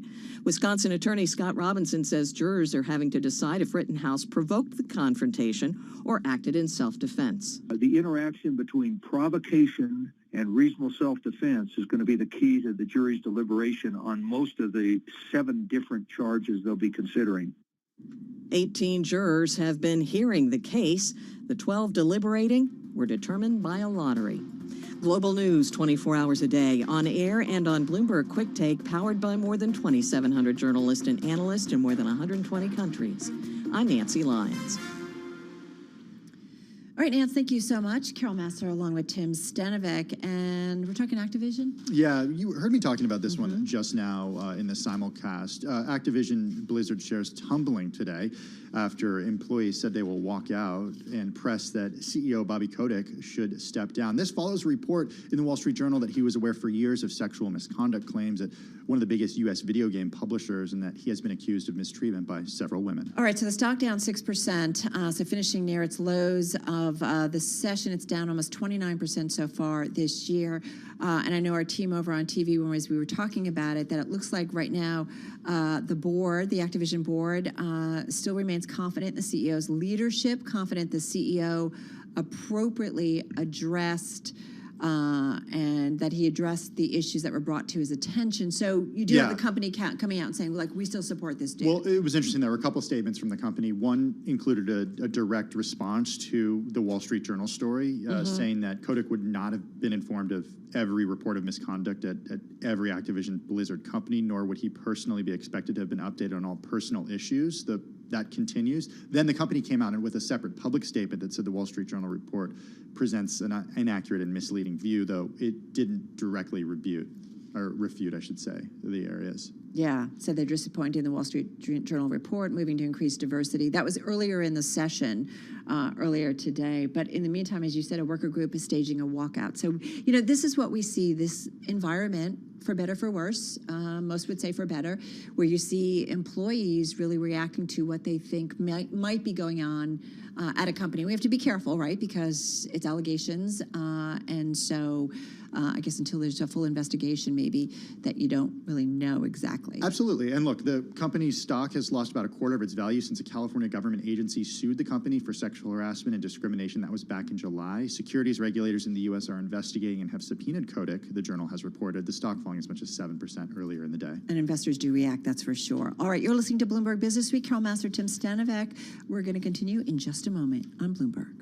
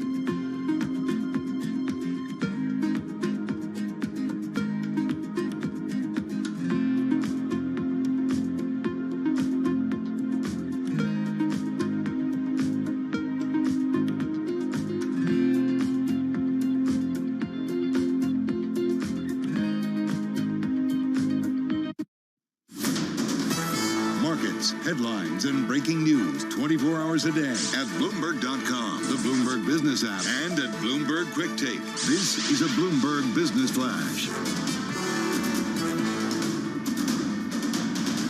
From Bloomberg World Headquarters, I'm Charlie Pellet. Solid economic data, stocks climb.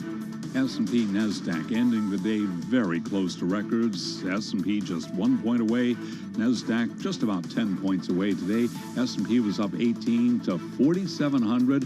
That was a gain today of 0.4%. NASDAQ up 120, up 0.8%. The Dow up 54, higher by 0.1%. But again, S&P, NASDAQ very close to records. 10-year down 8/30 seconds. 10-year yield 1.64%. Spot gold down 0.1%, down $12 the ounce at $18.50. West Texas Intermediate crude down 0.2%, $80.76 a barrel. Bitcoin down 4.8% today. Natural gas up 2.7%, $5.15 per million BTUs. Again, recapping, stocks climb after solid economic data. S&P up 0.4%, and that's a Bloomberg Business Flash. All right, Charlie, thank you so much. Well, we've been watching shares of Doximity. They've rallied since their IPO back in June. Stock of the digital platform for healthcare professionals up roughly 169%. But I did see, Tim, the stock take a little bit of a hit following its latest quarterly update last week, actually a pretty substantial one. Yeah, the company saw $79.4 million in revenue. It was a 76% increase over the same time last year, also raising its guidance by 10% to a midpoint of $327.1 million for fiscal 2022. Let's get into it with Anna Bryson. She joins us once again, Chief Financial Officer at Doximity, joining us on the phone from San Francisco. Anna, what are investors missing from this latest earnings report? Shares down today by more than 2.8%. Yeah, firstly, thank you so much for having me. So I'll start by saying, we believe healthcare is in the early innings of a decade-long shift to digital. Physicians have fundamentally changed the ways that they interact with each other and with the broader healthcare industry, and so have our customers. We're seeing them rely a lot less on face-to-face interactions and much more on digital for their marketing. So we believe we're in the midst of a decade-long shift, and we're really encouraged by our ability to provide sustainable growth to our shareholders and capitalize upon that. And I do want to make a quick correction. The company, you guys reported second quarter results on the 10th of November. So I wanted to make sure I got that in there. Right. It was last week that you guys did your quarterly update. Well, talk to us a little bit about, the environment for your business. Remind us of some of the stats, the percentage of doctors that are on your platform. How are you making money? What moves the growth needle the most when it comes to top line growth? Yeah, of course. So we have over 80% of U.S. physicians on our platform. And when it comes to top-line growth, the way we monetize is mainly by selling marketing programs to health systems and pharmaceutical manufacturers. When we think about the key drivers of our growth, a lot of it's really led by our existing marketing clients that are continuing to reinvest in us by adding new brands and service lines, adding additional modules, adding additional audience members. And so this land and expand strategy has helped us grow our net revenue retention to a record 173% this last quarter. So a ton of our growth is coming from our existing customer base. So is that kind of replacing, forgive me a little bit, because I think it's like kind of industry speak to some extent. So is that explaining like the pharmaceutical folks that used to visit doctors, now it's all happening on your platform?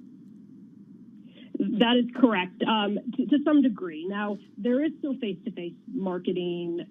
There's still face-to-face marketing for our pharmaceutical customers, but a lot of those dollars are starting to shift digitally, especially as doctors are no longer seeing reps. We have a ton of doctors are now what they call no-see doctors, and those dollars are starting to shift to our channel because we provide very, very high ROI for our customers.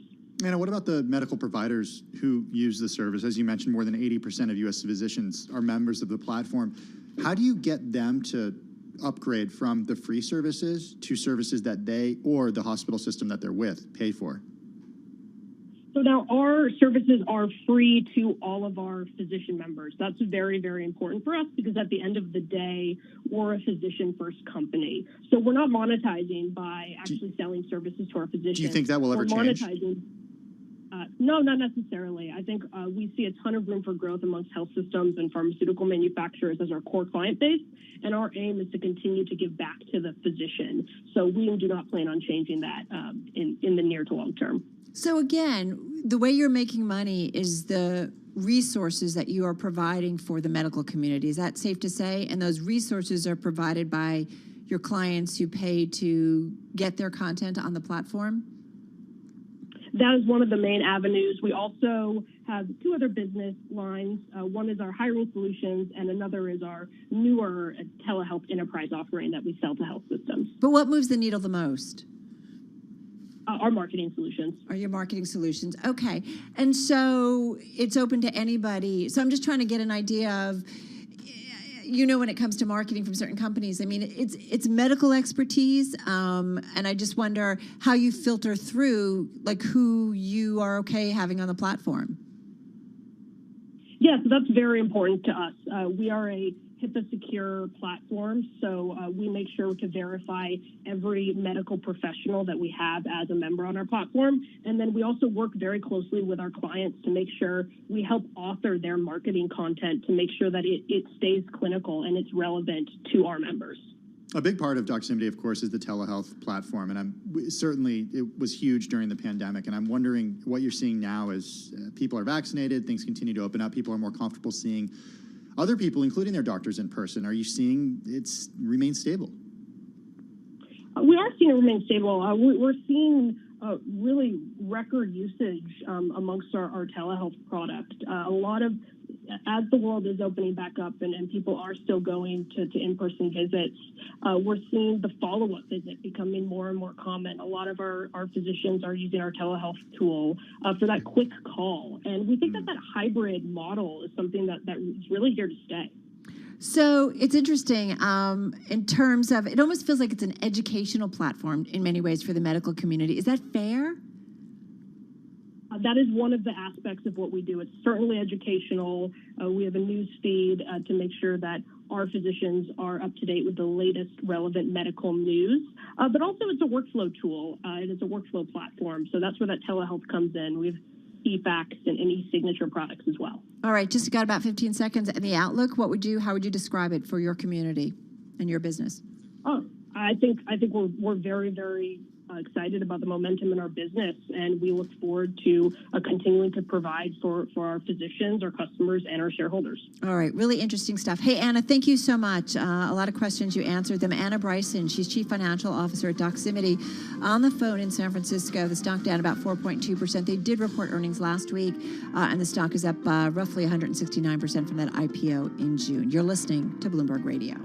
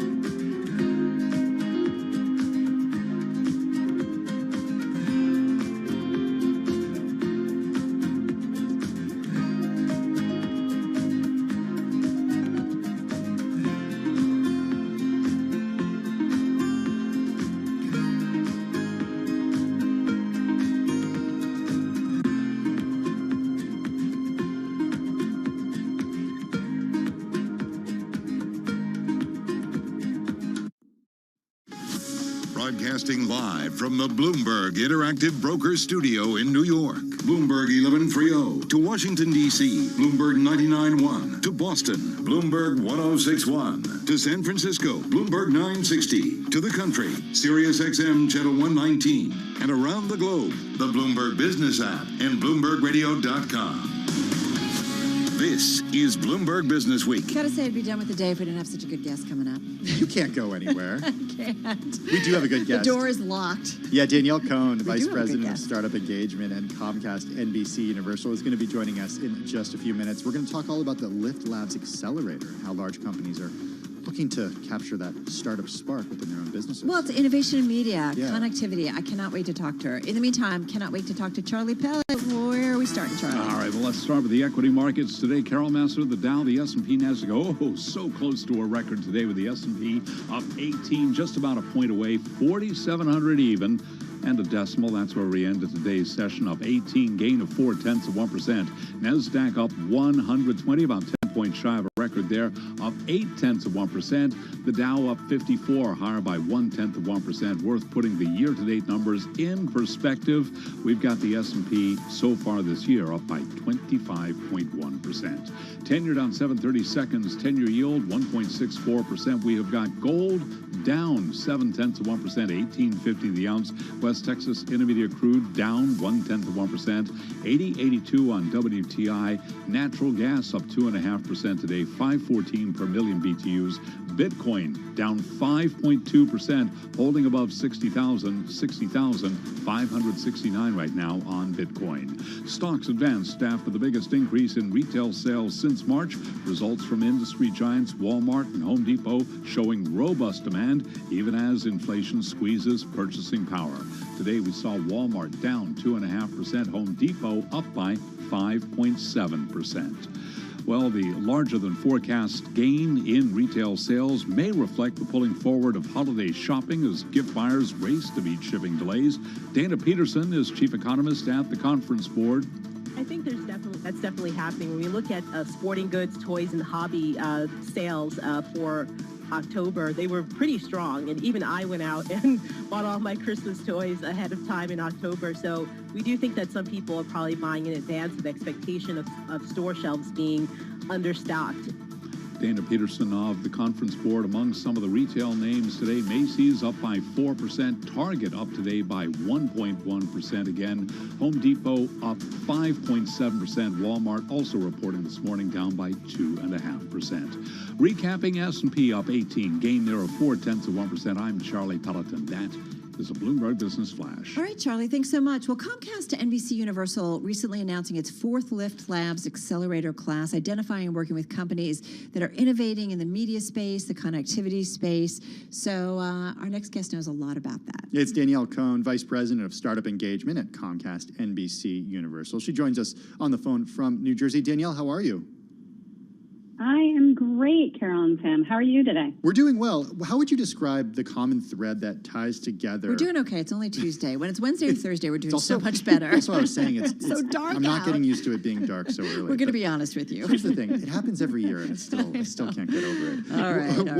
But enough about us. Danielle, I'm curious, what is the common thread that ties together the companies that participate in the Lift Labs Accelerator?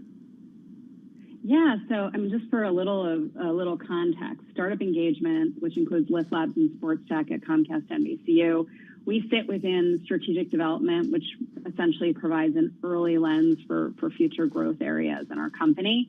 And we bring together all parts of our company, Comcast, NBC, Universal, Parks, Pictures, Sky, and our broader family of brands to work side by side with strategically aligned global startups. And it's really to drive a startup mindset back into our already innovative business, to develop new startup partnerships at the earliest stage with companies that are inventing the future, making customers and employees' lives better. And ultimately, those are the people who are also making an impact in startup communities in which we all live and work. The common thread is that through these programs and collaborations, we're all kind of spotting that potential disruption, emerging technologies, the new platforms, edge opportunities, and all together, startups and our teams are gaining valuable insights and efficiencies along the way. So does that mean that every company that participates in the Lift Labs Accelerator gets an investment from Comcast?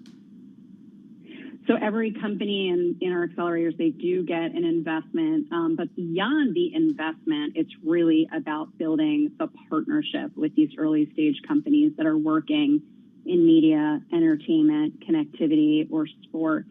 Some are at the earliest stage, they are seed stage companies, and then we actually have programs like Liftoff that are for enterprise ready startups. And our team really helps them to get enterprise ready. We help them with business development, go-to-market strategy, how to pitch investors. In some cases, it's even, how to deal with HR issues that they're having as they build their teams at the earliest stage. Gotta say, I was reading about what you guys are up to. It reminded me a few years ago, I did a story with Johnson & Johnson. They have something called J-Labs out on the West Coast, and it's basically an accelerator biotech incubator. And it's just a space where companies, individuals who are creating things in the healthcare science space, medicine space, come in, get a little spot there, but can work with the company and really tap into the expertise and equipment of J&J, but it gives J&J a window into the future and an ability to invest in it. And it sounds like that's what you guys are doing on the media space. I love talking about this because it gives you an idea of maybe what are going to be the trends, the technologies, content and so on and so forth, media, how we consume it going forward. What should we be thinking about, Danielle, when we kind of open up our eyes in terms of where this is all going? And I know the folks at J-Labs, and they do an amazing job. And we are similar in our approach. The focus areas for us change all the time because they are based on trends that we're seeing both inside our company and outside. We recently concluded our fourth program, as you mentioned. We had a demo day a couple of weeks ago. And the two primary trends that we saw last year that led to this year's class, one was in the future of work, a reoccurring theme that every listener is feeling. Really, if you think about hybrid work, collaboration tools. So we've got a bunch of companies that came through last year's class and this year's class. A company called Nagish from Israel is a mobile app that allows people who are deaf and hard of hearing to communicate via phone by converting speech to text and text to speech faster and more accurately than ever before. Our team's actually using them for doing interviews with people who are hard of hearing. Another company, Think Confluent, out of Paris, is an AI assistant that can analyze free-form, open-ended survey questions that we've all done from employee surveys and get sentiment analysis. What did someone mean by what they said in seconds? And out of Philadelphia, our headquarters city, Employee Cycle, which curates multiple HR tools into one dashboard, making it really easy for businesses of all sizes to understand their employees' concerns and what's going well. Well, hang on. And then the other theme, sure, go ahead. Hang on for a second, because we have to do a little bit of news, but we want to find out about that other theme and talk a little bit more about the companies you guys are working with. So we'll come back in just a moment. We're going to do that news and come back with Danielle Cohn, VP of Startup Engagement of our Comcast NBC Universal, with us from New Jersey. In the meantime, let's head to Washington, D.C. for a check of the latest world and national news with Nancy Lyons. Hey, Nance. Hey, Tim. President Biden is selling the new infrastructure law to the American people. Today, he flew to New Hampshire, where he promised residents would soon see better bridges and roads. Bloomberg's Irv Chapman has details. The president spoke at a bridge that was posted for a load limit of 20 tons that he said was 40 tons when the bridge opened in 1939, and the state is about to buttress it with steel plates. How do I cross a bridge in a snowstorm? What happens if the bridge collapses and there's a fire on the other side? It's going to take 10 miles longer to get to the fire. People could die.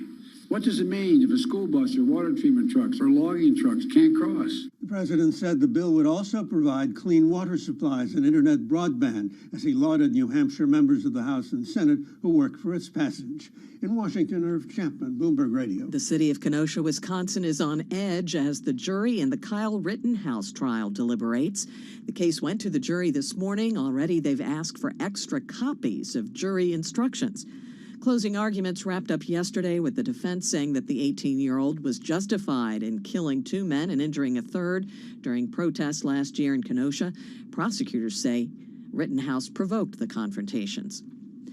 Pfizer is asking U.S. regulators for emergency use authorization of its COVID-19 pill that could play a critical role in protecting high-risk patients from the virus's worst effects. The company says its drug blocks a crucial enzyme that's key to the growth of the coronavirus.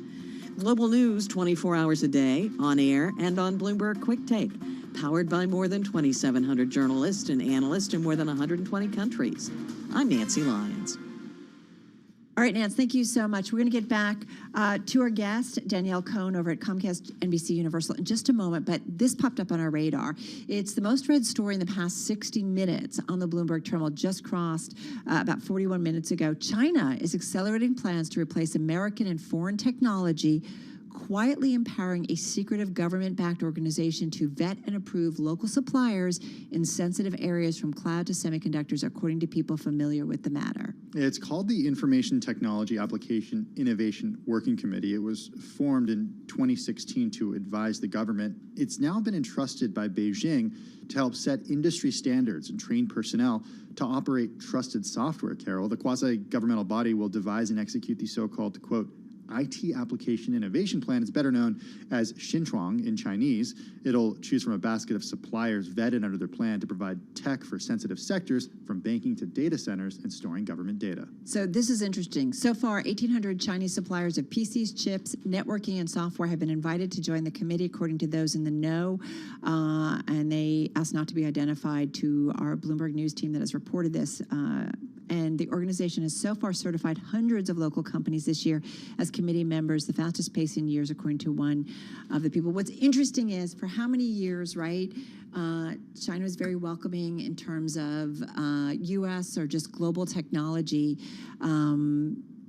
welcoming them into the country. And now what's interesting, and this is certainly part of President Xi looking to be much more dominant in more sophisticated areas and industries, and looking to develop them domestically rather than rely on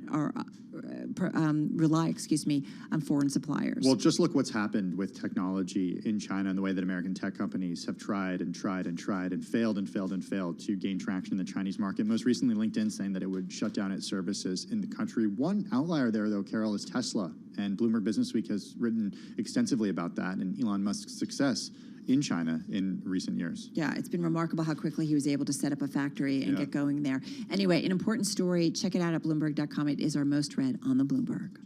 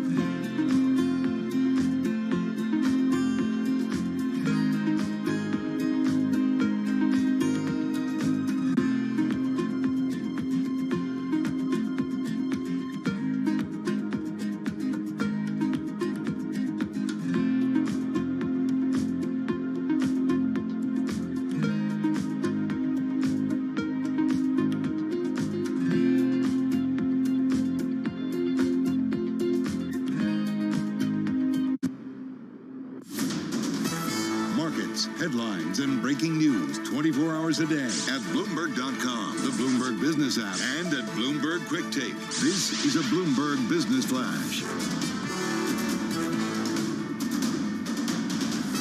From Bloomberg World Headquarters, I'm Charlie Pellet. Stocks advanced today after the biggest increase in retail sales since March. The strong retail numbers alongside better-than-estimated factory output and home builder confidence helped lift equities, overshadowing comments from Federal Reserve Bank of St. Louis President Jim Bullard that the central bank should speed up its reduction of monetary stimulus to offset inflation. His remarks coming here on Bloomberg Radio. The Dow higher today by 54 points, up 0.1%. S&P very close to a record, 1 point away, up 18 today, higher by 0.4%. NASDAQ just about 10 points shy of a record, up 120, up by 0.8%. 10-year down 6/30 seconds, 10-year yield 1.63%. We had gold lower today by 0.7%, $18.50 the ounce. West Texas Intermediate crude down 0.2%, $80.71 a barrel on WTI. Peloton Interactive shares jumped 15.5% today after a $1 billion stock offering drew the interest of major investors. A sign Wall Street is ready to look past a grim forecast earlier this month. Recapping, S&P up 18, up 0.4. I'm Charlie Pellet. That is a Bloomberg Business Flash. All right, Charlie, thank you so much. I want to get back to our guest. We're talking with Danielle Cohn. She's Vice President of Startup Engagement over at Comcast NBC Universal. Still with us on the phone in New Jersey. We're talking about their Lift Labs Accelerator. So, Danielle, before we had to step away for a moment, you were talking about, or you wanted to mention another theme that you guys have been focusing on. Take it away. Yeah, absolutely. As you know, as an innovation company, we're always challenging the status quo and looking at new focus areas. And our team is just, one part of the company's cross-company collaborative innovation strategy. And one of the themes that came up this year that really stood out was interactive and immersive experiences. We're really inspired by the creativity of the startups and their enthusiasm in building and launching and scaling these very novel solutions like Helodia, which is a fitness tech company that creates incredible VR experiences to enhance your workout at home or in the office. I tried it. It's in our fitness center at the Comcast Technology Center, and it is out of this world. And another company called Zoog, which makes it more engaging for grandparents and parents and their kids to stay in touch through augmented reality storytelling. And those are just two of the themes. We generally have about 5 themes for the year when we start to scout for startups. Over the years, we have had a real proven track record. We now have about 50 companies in our portfolio that have gone on to raise millions. All right. So Tim and I are dying to ask you metaverse. How is that playing into your thinking or interest or some of the companies that are working in the accelerator? Yeah, absolutely. I mean, I think one of the companies that I mentioned, Helodia, is really about immersive experiences. And I'm not someone who loves to work out, and I tried a rowing machine for the first time. You're not alone in that. I'm just going to tell you, you're not alone. Well, try Helodia, because I worked out for 30 minutes and I did not realize I had worked out. And I was so in awe of the visual and what was happening around me. Is it a headset? So you use a VR headset, you use an Oculus, but it's sort of agnostic. You can use it with any machine. But the more you row, the greater the visual experience is. And it made me work out. That's pretty cool. I still haven't... Very cool. I've tried Oculus. I've tried Metaverse. I haven't gotten completely immersed in it thus far. It's on my to-do list. Hey, Danielle, before we go on, I got to ask about the... I think a lot of our listeners might be familiar with Comcast Ventures. It was the venture capital arm of Comcast Corporation. And what is the relationship? It's no longer around. It folded into another part of Comcast, but it did make investments into startups that many of our listeners are probably familiar with. .LA, for example, media companies. What's the relationship between what you're doing and what happened at Comcast Ventures? So Comcast Ventures is very much still here and is even more focused on strategic alignment with our core business. I sit right alongside Andrew Cleland, who leads Comcast Ventures, and we see ourselves as partners Our team works at a very early stage, and oftentimes we see deal flow between our two organizations. So they are very much still around, and we happen to now be on the same team in strategic development. Very cool. So you'll potentially invest or at least support a company, Danielle, that could ultimately get an investment from Comcast Ventures down the line? Absolutely. One of our companies, Orion, has already seen that from a previous program. And we help each other every day. We see each other as, again, sort of this cross-company collaborative innovation team, and Ventures is absolutely one of our core partners. They were very involved in our program during the accelerator. They met with all of the companies, gave feedback, and whether they make an investment or not, they share other ideas with them for others out in the, in their own network that might be interested. All right, so I've gone down a rabbit hole with Holodia and HoloFit. Are you ready? I've definitely gone down. Really cool. Well, I love talking with folks like yourself because I do think, we kind of like open up our brain, as I said before earlier, and just really think about how our world is changing. And as you mentioned about, work collaboration tools, because it does feel like that we've really gone through a significant change because of the pandemic. Where else do we need to be, looking at? And I think about investors in particular looking for those trends that might become some of the big companies, publicly held companies in the future, or tag-ons that are become a significant part of Comcast business. Like, what other trends are you seeing out there? Yeah, I mean, there are new trends we're looking at in connected health. That is an area that is of particular professional and personal interest. I love what Pivotal Ventures and Melinda Gates' organization is doing in the care economy space. But a lot of trends in fintech, that is an area that we believe will have a very positive impact on underserved communities. In fact, we just ran a really fantastic liftoff program that uncovered two fantastic fintech companies that we will be investing in. And so, what's been interesting to me over the years in working with founders is many of them have similar stories, but different problems and different challenges. And each founder and each company is so different. And we're learning every day. And the mentors, we have 200 mentors across Comcast, NBC, Universal, and Sky, who roll up their sleeves every year, work side by side with these companies, are invested in them in terms of time and energy, and it goes well beyond the program. And they're always learning as much as they're giving. And, that part to me is always just so exciting to learn from the companies. One of the other things that I have found really, I don't know if this is a trend to look at, but a reality. We have been engaged in startup communities since our start of this program 6 years ago, and we use every part of our engagement in the community to learn their insights and adapt our approach. And the two main things we've heard along the way is we're looking for access and amplification. And specifically, we heard early on for founders of color and women, this was specifically very important. The need to amplify and tell stories and invest in companies who are led by women and people of color. I'm sure you already know the stats, but they're pretty sad.